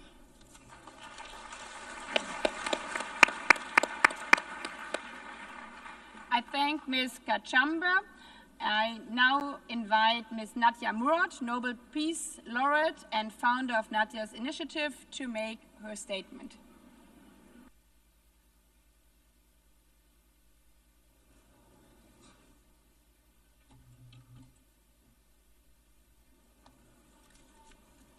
Thank you, Madam President, for your commitment to advancing the rights of women and girls globally. Excellencies, ladies and gentlemen, 30 years ago in Beijing, the world declared that women's rights are human rights. Today we gather not only to reflect on that promise, but to ask, are we truly fulfilling it? Progress has been made, more women in parliaments, in classrooms, in leadership. But we're also at a dangerous crossroads. Around the world, democracy is weakening, extremism is rising, and women's rights are under attack. Nowhere is this more visible than in conflict-affected and crisis-affected areas. Millions of women and girls denied the right to education, targeted with sexual violence, or forced into early marriage. Behind these injustices are human lives, mothers, daughters, sisters, and friends, families destroyed, futures stolen. I was once a young woman living in peace until ISIS captured me and countless other women and girls, shattering our lives in unimaginable ways. Hundreds of these women and girls, including my niece, my sister-in-law, and my cousins, are still missing in captivity in Syria. Since my escape, I have met many women who endured unimaginable suffering and whose strength is extraordinary. But strength alone cannot rebuild lives. They need action, they need justice, they need resources. And yet, women's organizations, the lifeline in times of crisis, remain underfunded and excluded. Perpetrators of sexual violence continue to enjoy impunity. Equally urgent, the international community must hold accountable regimes, groups, and governments that deny women and girls the rights, those that legalize child marriage, restrict education, or enact discriminatory laws. Justice must extend beyond individuals to the system and structures that perpetuate inequality. If we are serious about the Beijing Platform for Action, then we must do three things. Fund the women's organizations on the front lines, guarantee women's full participation in peace and security, hold perpetrators and oppressive systems accountable, because impunity should never be an option. These are not just policies, they are promises we owe it to every woman and girl. Sustainable peace is impossible while half of humanity's population is silenced or targeted with violence. 30 years after Beijing, reflection is not enough. We must accelerate. The next generation of women and girls deserve to inherit no more promises, but the reality of equality, justice, and dignity. Thank you.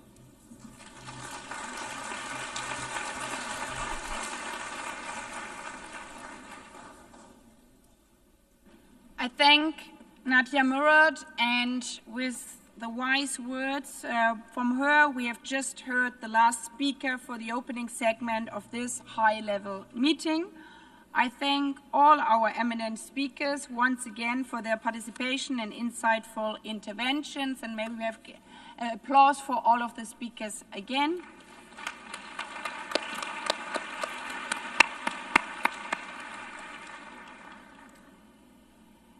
Heads of state and government, ministers, excellencies, distinguished delegates, distinguished participants. We shall now hear statements in the plenary segment in accordance with paragraphs 1 and 3b of General Resolution 79/288. Before giving the floor to the first speaker, I would like to inform delegations that we have a very, very, very long list of inscriptions, which shows the commitments. But in order to enable the high-level meeting to hear from as many delegations as possible in the limited time, all speakers are requested to adhere to the 3-minute time limit for statements in the national capacity and 5 minutes for statements made on behalf of a group of states. Delegations are advised that the limit for time statement will be strictly enforced, and I would like to underline that. The microphones will be automatically muted once the speaking time has elapsed. Having said this, I would appeal to all speakers to deliver their statements at a reasonable pace to facilitate interpretation into the 6 official languages of the United Nations, and have always a look at the little clock in front of you. Having said that, it's my dear honor to give now the floor to our first speaker of the high-level meeting convened by the President of the General Assembly on the 30th anniversary of the 4th World Conference on Women. And I give the floor to Her Excellency Jennifer Gerling Simons, President of the Republic of Suriname.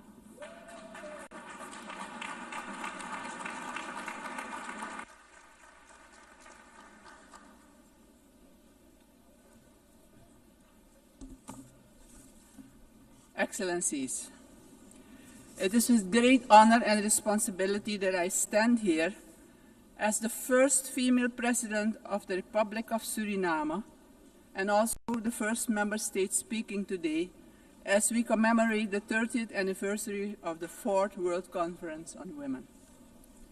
This historic occurrence in my country has not only cracked the glass ceiling, but more importantly paved the way for particularly girls to dream about something that was perceived uncommon only about 3 decades ago. Today, we celebrate the work and advocacy of many pioneers at both political and intergovernmental levels in bringing the cause of women's empowerment and gender equality to the center of the global agenda. Madam President, as I pause to reflect of the role of women in Suriname, I can conclude that women of my country historically have always been on the forefront in the fight for freedom, justice, and economic development. Suriname remains committed to the Beijing Declaration and has made gradual progress in strengthening legislation, advancing gender-sensitive policies, and implementing programs to address persistent inequalities. Persistent challenges such as economic disparities, gender-based violence, and underrepresentation of women in leadership. These must be addressed with renewed urgency and vigor. We also face new and have to address new challenges, like the negative influence of social media on the self-image of many girls and young women. In closing, Madam President, Suriname reaffirms its unwavering commitment to advancing the rights, empowerment, and full participation of women and girls in every aspect of life. As a priority action, my government commits to further improve access to STEM education for girls and the protection of women and girls against gender-based violence. Advancing gender equality means progress in achieving sustainable development for all. Working as equals, living as equals, as women and men, we are better together. Thank you. I thank Her Excellency, and again, congratulations for being the first of your kind, the first female president of Suriname. Congratulations.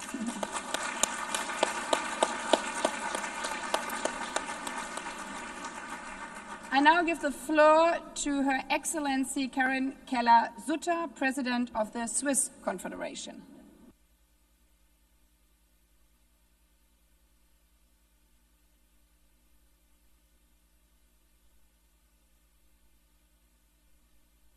Madame la Présidente, Excellences, Mesdames et Messieurs, la déclaration et le programme d'action de Beijing sont aujourd'hui encore notre boussole. Car l'égalité de genre n'est pas une option, c'est un droit humain universel et un catalyseur de développement économique. Malgré le chemin parcouru, les défis restent importants aussi en Suisse. Avant tout, la violence contre les femmes demeure une réalité inacceptable. Certaines inégalités salariales persistent en particulier parce que les mères ne sont pas pleinement intégrées sur le marché de l'emploi et parce que les femmes sont encore trop peu nombreuses aux postes de décision. 30 ans après Beijing, notre objectif reste intact. La Suisse a pris des mesures concrètes pour mettre en œuvre les droits inscrits dans notre Constitution et dans nos engagements internationaux. Une stratégie nationale pour l'égalité entre les hommes et les femmes adoptée en 2021. Des réformes législatives majeures ont renforcé la protection des victimes de violences de genre, notamment l'adaptation de la définition pénale du viol et l'inscription du stalking dans le code pénal. En novembre prochain, nous lancerons une campagne nationale contre la violence de genre avec un message clair: l'égalité protège contre la violence. À travers sa politique étrangère, la Suisse s'engage pour garantir l'universalité des droits des femmes et l'égalité de genre, en priorité la participation économique et politique des femmes et la lutte contre la violence basée sur le genre. Madame la Présidente, Excellences, Mesdames et Messieurs, les crises récentes ont entraîné un recul en matière d'égalité des genres. En effet, les acquis des dernières décennies sont aujourd'hui menacés dans plusieurs pays. Or, des solutions ont été formulées depuis longtemps dans différents instruments multilatéraux. Aujourd'hui, nous devons nous appuyer sur ce cadre normatif international et nous engager pour sa mise en œuvre. C'est là le meilleur moyen de protéger les individus et d'assurer le développement de sociétés égalitaires. La démocratie et la prospérité économique en dépendent. Ensemble, transformons la vision de Beijing en réalité. Je vous remercie.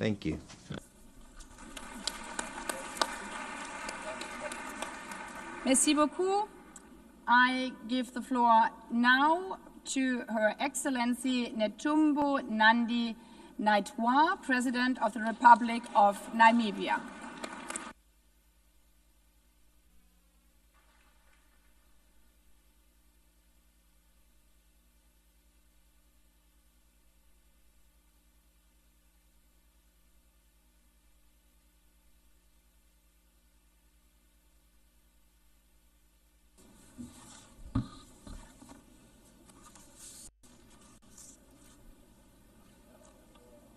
Madam President, gender equality and women empowerment have been key priorities for Namibia's government since our independence in 1990. We have shown strong political will through adopting international commitments, including the Beijing Declaration and the Platform of Action, which are domesticated in our national gender policy. 30 years ago in Beijing, we affirmed that women's rights were indeed human rights. Since then, Namibia has always built on the strong foundation of this declaration to draw a strong link on issues related to women and development and access. Our progress in the area of political inclusion and legal frame are grounded in this and underpinned our deep commitment to achieve progress for empowerment of women. As a result of this, Namibia closed 81.1% of its gender gap, ranking 8th globally and first in Africa as per the 2025 World Economic Forum Global Gender Gap reports. As President, I'm happy to highlight our historical milestone. Namibia now has a female president, vice president, Speaker of the National Assembly, and Secretary General of the SWAPO Party, the ruling party in Namibia. And women hold 57% of the cabinet, including key ministries such as finance, health, education, international relations and trade. Madam President, as we reflect on our progress, we are also aware that our work is far from to be done. There are areas where there is room for improvement, particularly in the area of economics. In our national context, this is mainly in the area of economic inclusion of women in many economic activities such as mining, fishery, oil and gas, particularly rural women who still remain in the margin of the economic activities. Economic challenge persists across the many sectors, so much that we have to do a lot, particularly in the informal sector, to bring women to the par.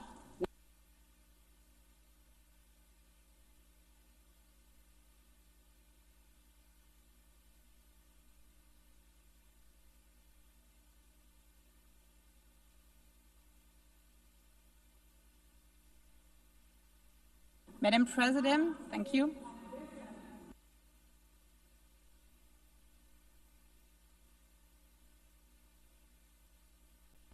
I thank you very much, Madam President.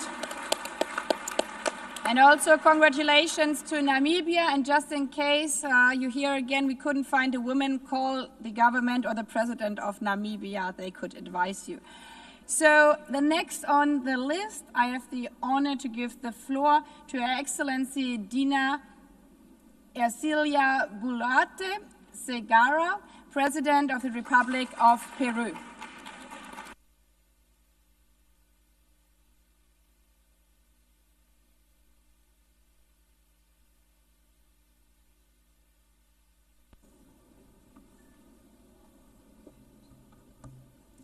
Gracias, señora Presidenta. Thank you very much, Madam President. Han transcurrido 30 años desde la adopción de la Declaración y Plataforma de Acción de Beijing, un hito histórico que marcó el compromiso político internacional más importante para alcanzar el empoderamiento de todas las mujeres, adolescentes y niñas, y el pleno ejercicio de sus derechos humanos en condiciones de igualdad. Desde entonces, hemos alcanzado resultados relevantes. Se han reducido las brechas en el acceso a la educación y el mercado laboral. Un número creciente de mujeres accede a espacios de toma de decisión y se han fortalecido las normas para combatir la violencia, la discriminación contra las mujeres.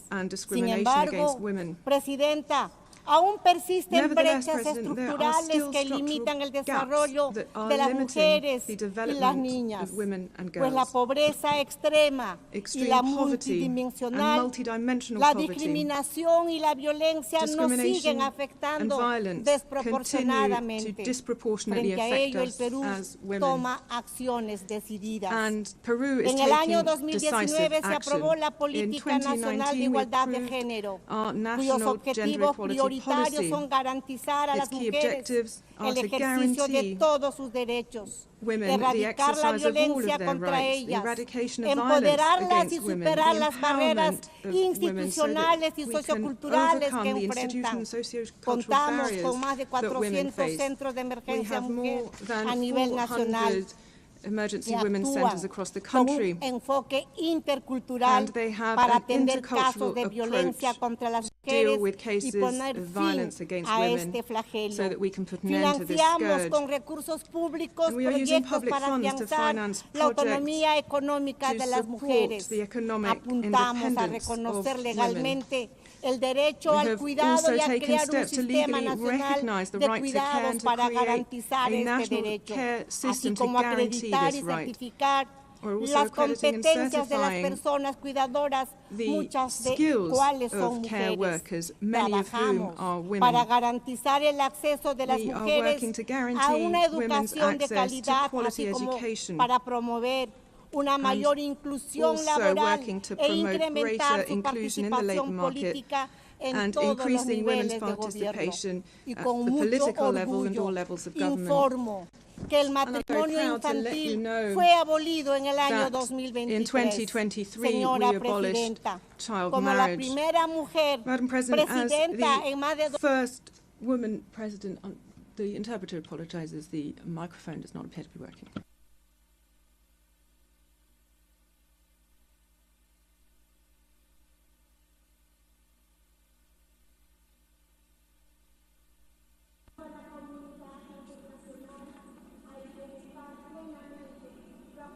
Muchas gracias.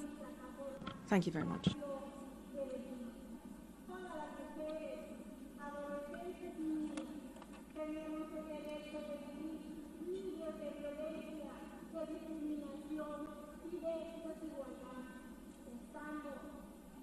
Madam President. Muchas gracias. Muchas gracias, and also to you, congratulations for being the first female president. And may I remind all speakers and maybe also all delegation to look at the script again. I'm very sorry for that one, but we have so many presidents and prime ministers speaking in a row. The next I may introduce is Her Excellency Nataša Pirc-Musar, President of the Republic of Slovenia.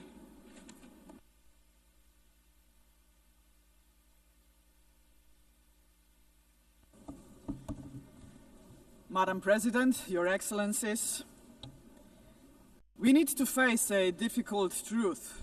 Progress on gender equity has been uneven, and many of our hard-won gains are now at risk.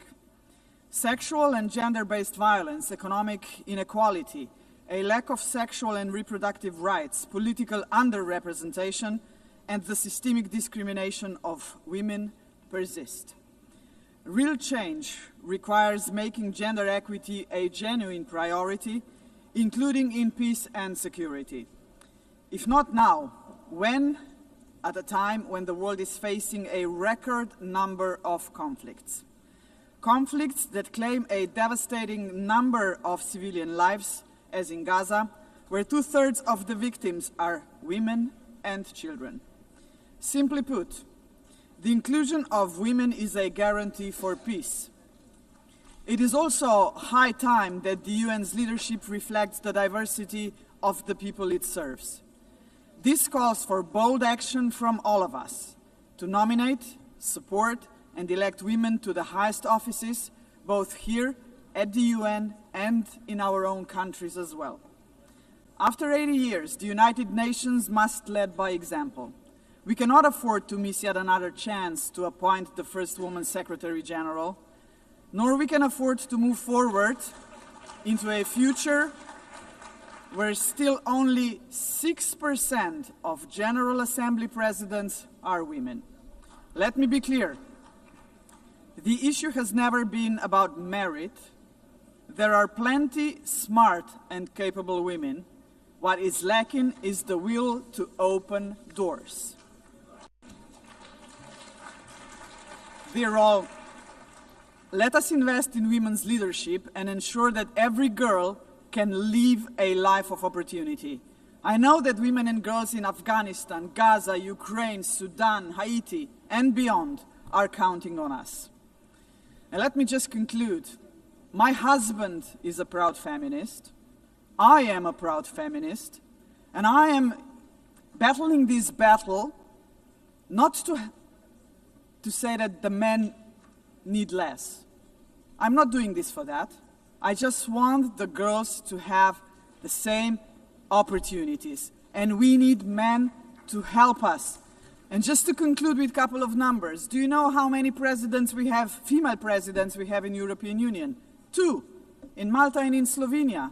Do you know how many presidents we have here in United Nations out of 193 members? 16. Those are the numbers. Thank you. And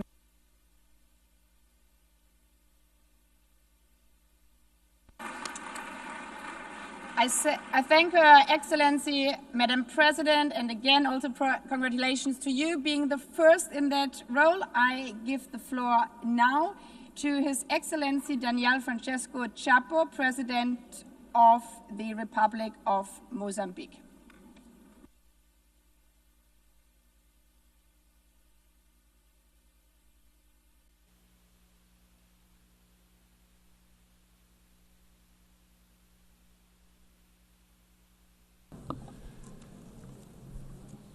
Senhora Presidente da Madam Assembleia Geral, President of the General Assembly, Senhora Secretário-Geral das Nações Unidas, Mr.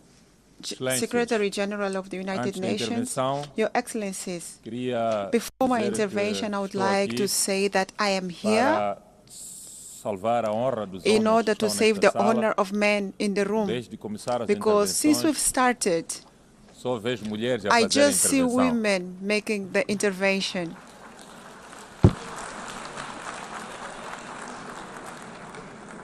For that reason, I would like to say that we need to have men talking about this topic too. It's an honor to address this distinguished assembly in a year. We celebrate the 30th anniversary of the Beijing Declaration and the Platform for Action. On this occasion, I would like to reaffirm the unwavering commitment to the women empowerment of Mozambique.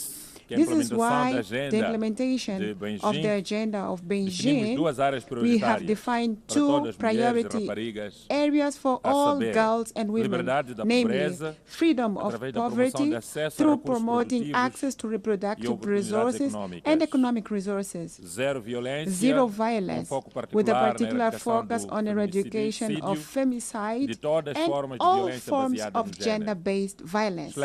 Your Excellencies, since Beijing, we have achieved gender parity in the Council of Ministers and in the Parliament. Almost 50% of the girls in the country are enrolled in all the levels of education.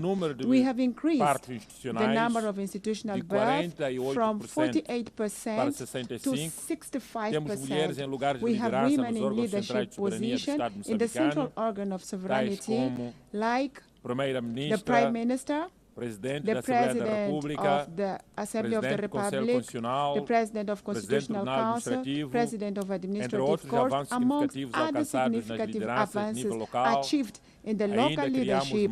We have also created around 30 integrated centers to fight gender-based violence. We still face a lot of challenges. 44% of the girls are in early unions, 68% were victims of violence, and 27% of girls are still unemployed.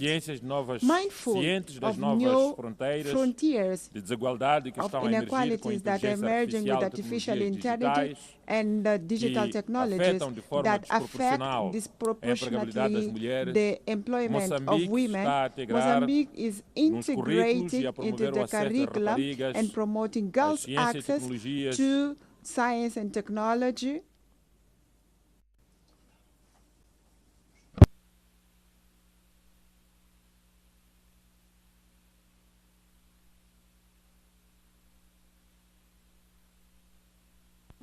Thank you, Mr. President.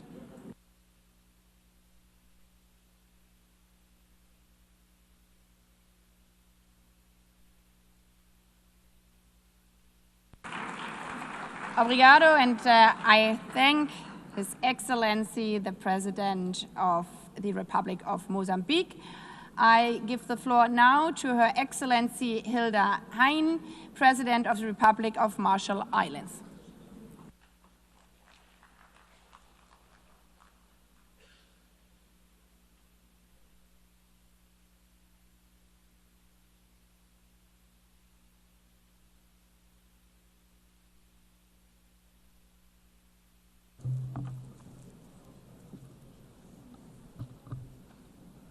Madam President, Mr. Secretary General, Excellencies, Yahweh. 30 years ago, Ambassador Nay John Edwards, now happily retired, led a delegation of Marshallese women to the Beijing Conference of Women. That conference changed her life and generations of Marshallese women ever since. Since the Beijing Declaration, gender is now a core pillar of our national planning. As a small island developing state, we are not moving fast enough with island-tailored strategies. In a nation where 1 out of 2 women experience violence, and in a Pacific Island region with the lowest rate of women in elected government in the world. Core efforts need to be strengthened, including in our families and communities. We can build on our traditional matrilineal customs to encourage the role of women as peace builders, as human rights defenders, and contemporary leaders in their fields. While the Marshall Islands has instituted important legal reforms, rates of gender-based violence remain unacceptably high. Education, police officer training, and crisis services have been key steps. We will continue to ensure the full recognition and realization of human rights for women and girls, including through our recent ratification of the Palermo Protocol on Trafficking. The health of women and girls is a key priority and is written in our survival story, where the nuclear legacy has left behind cancers, reproductive health struggles, and the unseen weight of caregiving. We answer this with urgency, expanding maternal care and family planning, and launching mass cervical cancer screening and prevention so that every woman and girls has the chance to live and to lead. Women's economic empowerment is vital to achieving equality. Through the Marshall Islands CAREF Fund, a national financing initiative that supports women's entrepreneurship and access to capital, we are opening pathways to women to drive innovation, recognizing when women prosper, nation prosper. Our national early childhood development framework has forged key progress in direct interventions to provide assistance, nutrition, and care for vulnerable communities, including expectant mothers and mothers of young children. This will be expanded for universal coverage to address crisis levels of malnutrition and stunting. We welcome the region's new policy launch to incorporate climate and resilience in the framework. Madam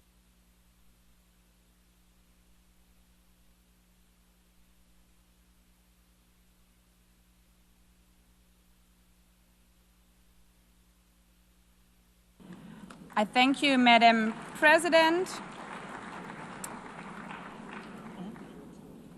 I now have the honor to give the floor to Her Excellency Gordana Siljanovska-Davkova, President of the Republic of North Macedonia.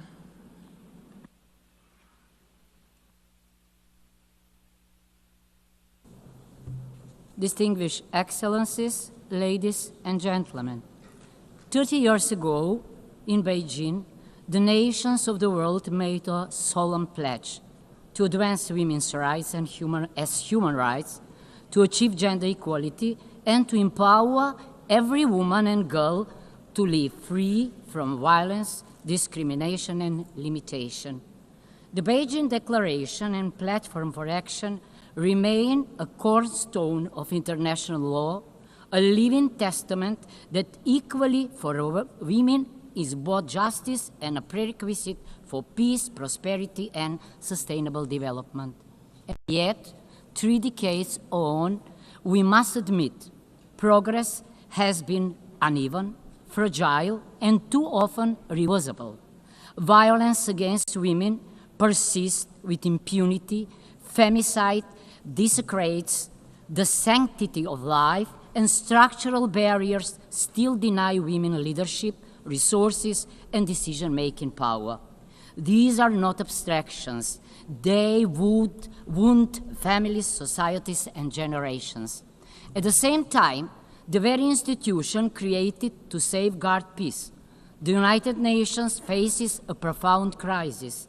Conceived as the greatest peace project of humankind, it is now stands against a backdrop of wars raging across continents. 80 years after its founding, peace, the raison d'etre of the UN, remain elusive. Mars still rules when it is time for Venus, embodied in the vision, compassion, and leadership of women to guide our common future. If we are serious about peace, then the time has come to entrust the helm of the United Nations to a woman. We, the women of the world, together with the children, are the first and greatest victims of war. But we are also the bearers of healing, compassion, and hope. Gender equality is not a feminist privilege. It is a humanist imperative. We do not ask for favors, not for matriarchy, but for a just order in which the talents and creativity of half of humanity are fully recognized for the advancement of politics, science, health, education, and peace. Excellencies, the Beijing Declaration called on us to ensure equal rights and equal access for women and men, girls and boys. That call remains urgent today. Only together, women and men, do we embody the full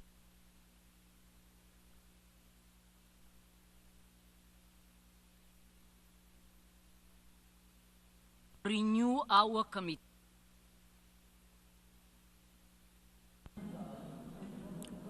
Thank you, Madam President. Thank you. I thank you, Madam President. And now I give the floor to His Excellency Berjam Begay, President of the Republic of Albania.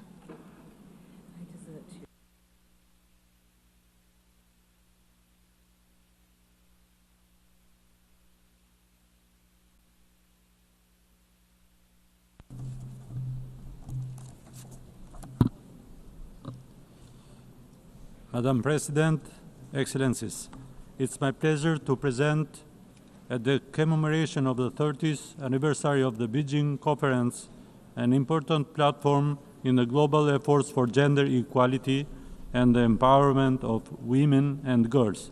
Today serves as an opportunity to renew our collective commitment and to give fresh impetus to the full implementation of the Beijing Declaration and Platform for Action. We have made significant strides in ensuring women's participation in political, economic, and social life. Yet, with only 5 years left to achieve SDGs, progress on gender equality is stagnating and in some areas is regressing. We must reverse this trend. This meeting must serve as a turning point, moving beyond rhetoric to action. We must mobilize adequate financial resources, reinforce accountability frameworks, and invest in measurable and transformative actions. Albania is ready to share its experience. Over the past decade, we have undertaken substantial legal, institutional, and societal reforms aimed at promoting gender equality. Albania has closed the gender gap in education, strengthened women's economic participation, and invested in digital inclusion and entrepreneurship for women and girls. These reforms have been shaped in consultation with civil society and the youth, making gender equality an important aspect of our society. To us, gender equality is essential to sustainable development, social cohesion, and shared prosperity. Albania has pledged two priorities under the Beijing Plus 30 Action Agenda. First, to intensify efforts to eliminate violence against women, and second, to expand the application of gender-responsible budgeting. At a time when conflicts and crises are multiplying, the world needs the leadership and contribution of women more than ever. Their role is fundamental in building peace, preventing conflict, and creating more inclusive and resilient societies. Albania reaffirmed its full commitment to the Beijing Declaration and Platform for Action to the 2030 Agenda and to international human rights instruments. Thank you.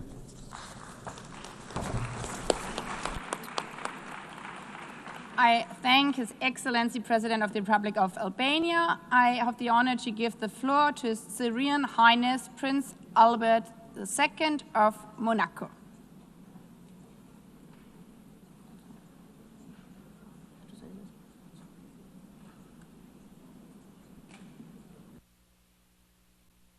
Excellencies, ladies and gentlemen, in all of your capacities, 30 years ago, the Beijing Declaration Platform of Action set out an ambitious roadmap to achieve gender equality and empowerment of all women and girls. Today, as we mark this anniversary, we need to demonstrate clear-sightedness, determination, and a renewed commitment. Despite significant progress that has been achieved over recent decades, we see today alarming setbacks in women's rights. There are armed conflicts, the climate crises, and regressive movements which imperil our basic rights.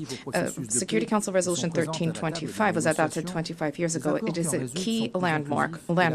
When women participate in peace processes and are present in the negotiating table, the agreements that are the fruit of these negotiations are more inclusive, and peace is more likely to be attained and to be lasting. As part of our commitment to human rights and the dignity of every person, Monaco has always supported international efforts for advancing gender equality. Both on our soil and through international cooperation, the Principality has been working proactively to promote girls' access to education, women's economic empowerment and independence, as well as the fight against all forms of violence, including in conflict and crisis contexts. The Monegasque Committee for the Protection and Promotion of Women's Rights was established in 2018. Today, this is the cornerstone for mobilization and awareness at the national level. The government of our Principality is working closely with UN agencies such as UN Women and its Sport for Generation Equality framework, which recognizes the role of sports as key leverage towards social transformation. Monaco is proud of supporting this initiative. We believe that sports should be an engine for empowerment, for respect, and for solidarity. UNICEF and UNFPA are also key partners for our action through tangible projects. So these partnerships help to anchor the principles of the Beijing Declaration in actions on the ground. I also wish to highlight the key role of civil society, women leaders, young people, and male allies in building a world that is more just, with greater solidarity and greater equality. Our Principality reaffirms our commitment to continue along this path in a decisive way alongside all of those who work day by day to ensure that this equality becomes a reality. Thank you. I thank His Serene Highness Prince Albert II of Monaco, Sovereign Prince of the Principality of Monaco. And I have the honor now to give the floor to His Excellency Assali Assoumani, President of the Union of the Comoros.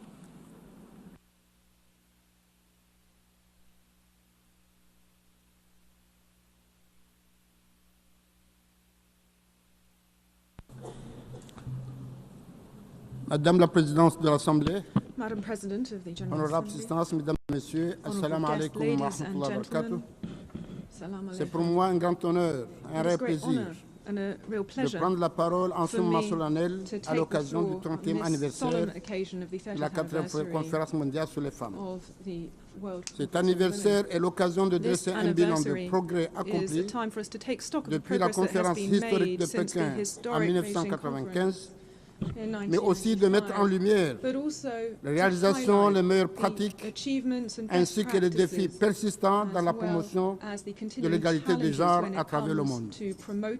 Fidèle à ses engagements internationaux et régionaux, l'Union des Comores a ratifié plusieurs instruments juridiques pertinents pour la protection et la promotion des droits des femmes, notamment la Convention sur l'élimination de toutes les formes de discrimination à l'égard des femmes. Et durant la la présidence comorienne de l'Union africaine, During j'ai eu l'honneur de porter le flambeau de cette cause essentielle.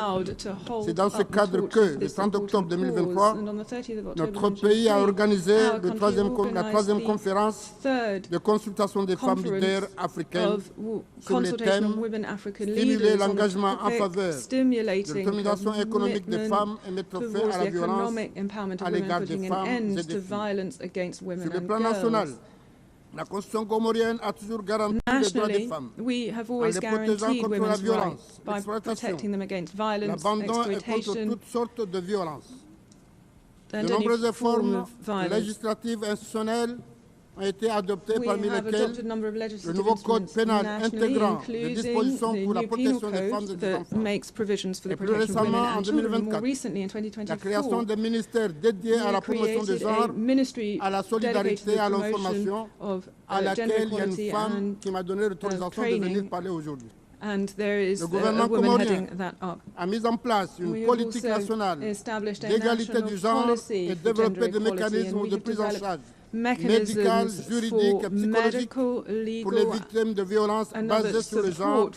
Une réinsertion scolaire et professionnelle est également proposée aux filles mères victimes de violences. La création d'Africa Women Leaders, Network, réseau des femmes leaders africains et d'une plateforme pour le leadership féminin, l'implication active des autorités locales et communautaires et des leaders religieux. Depuis mon accession à la magistrature suprême, j'ai placé la participation des femmes aux instances de décision politique au cœur de nos priorités. Aujourd'hui, les femmes occupent des responsabilités, notamment au sein du gouvernement, du Parlement, des institutions juridiques et judiciaires, legal and judicial institutions, and other areas. The interpreter apologizes. The speaker's microphone has been cut off.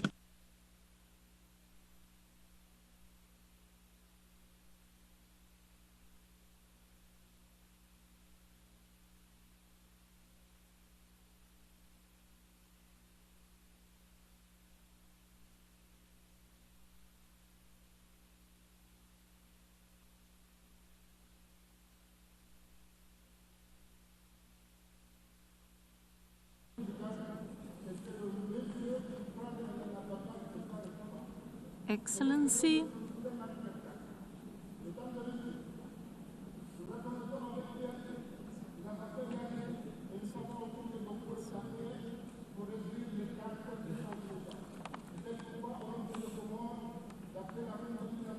Excellency, kindly conclude your statement.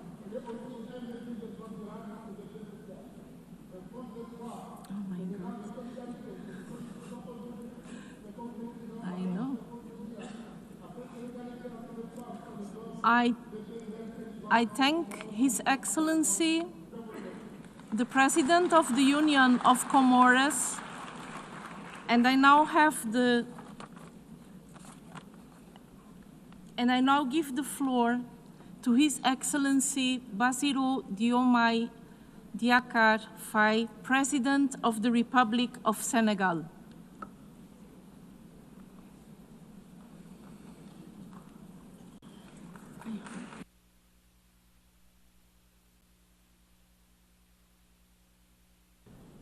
Madame la Présidente de l'Assemblée générale, General Assembly, Madame la members of the General Vice-Secrétaire Assembly, générale, chers collègues, distinguished Mesdames, colleagues, Messieurs, ladies and gentlemen, je remercie la I Présidente wish de to l'Assemblée thank the générale President of the General et le Assembly Secrétariat général pour la and convocation the de cette Secretariat réunion. and the Secretary General for the Nous invitation sommes là pour extended rappeler, to participate in this meeting. We wish to pour appeler à recall la the poursuite following. de l'action, à la Pursuant to a call for mobilisation des action ressources and afin mobilization for d'accélérer resources la in order marche to accelerate pour l'égalité parfaite des progress sexes et towards l'autonomisation full de gender toutes les equality and femmes empowerment of et de all toutes les filles. women and girls. Le programme d'action de The Beijing a Beijing été Program of un Action tournant has dans been la a prise de turning conscience point when it comes to sur awareness about the l'obligation d'être plus obligation juste to vis-à-vis have de greater toutes les femmes. justice vis-à-vis all women. Progress has been achieved. However, this progress should be assessed on a regular basis in order to identify weaknesses, as well as to make the necessary adjustments to build a fairer and more inclusive society. The commitment to promotion of gender equality and the rights of women means that there is a need to fight against poverty, to guarantee women's access to economic resources, to education, to health care, as well as to enhance women's participation in decision-making bodies, as well as to protect them against all forms of violence and discrimination. This is what we have been doing in Senegal through our public policies and through the Senegal 2050 vision, which places women and young people at the very heart of national citizenship and stability. We have been implementing a progress accelerator to surmount the persistent obstacles to equality with programs which include expanding access for women and girls to education and training, and combating unstintingly all gender-based violence.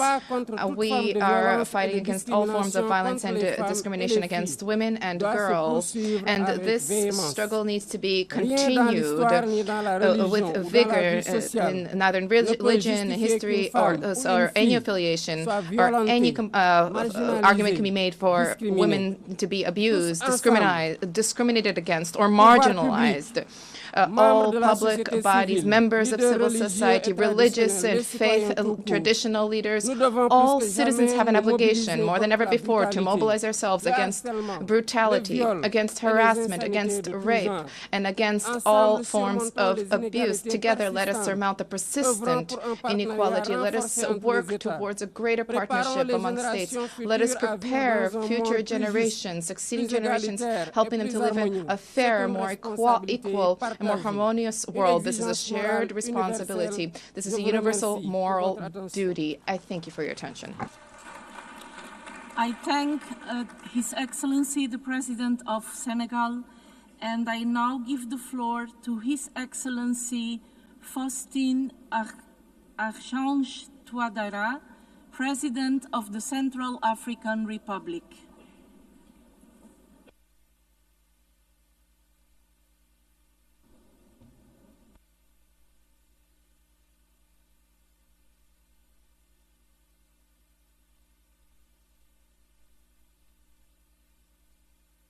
Madam President, Excellencies, ladies and gentlemen, I am honored to take the floor at this high-level meeting that marks a pivotal moment for equality between men and women 30 years following the Beijing Declaration Programme of Action. The Central African Republic has placed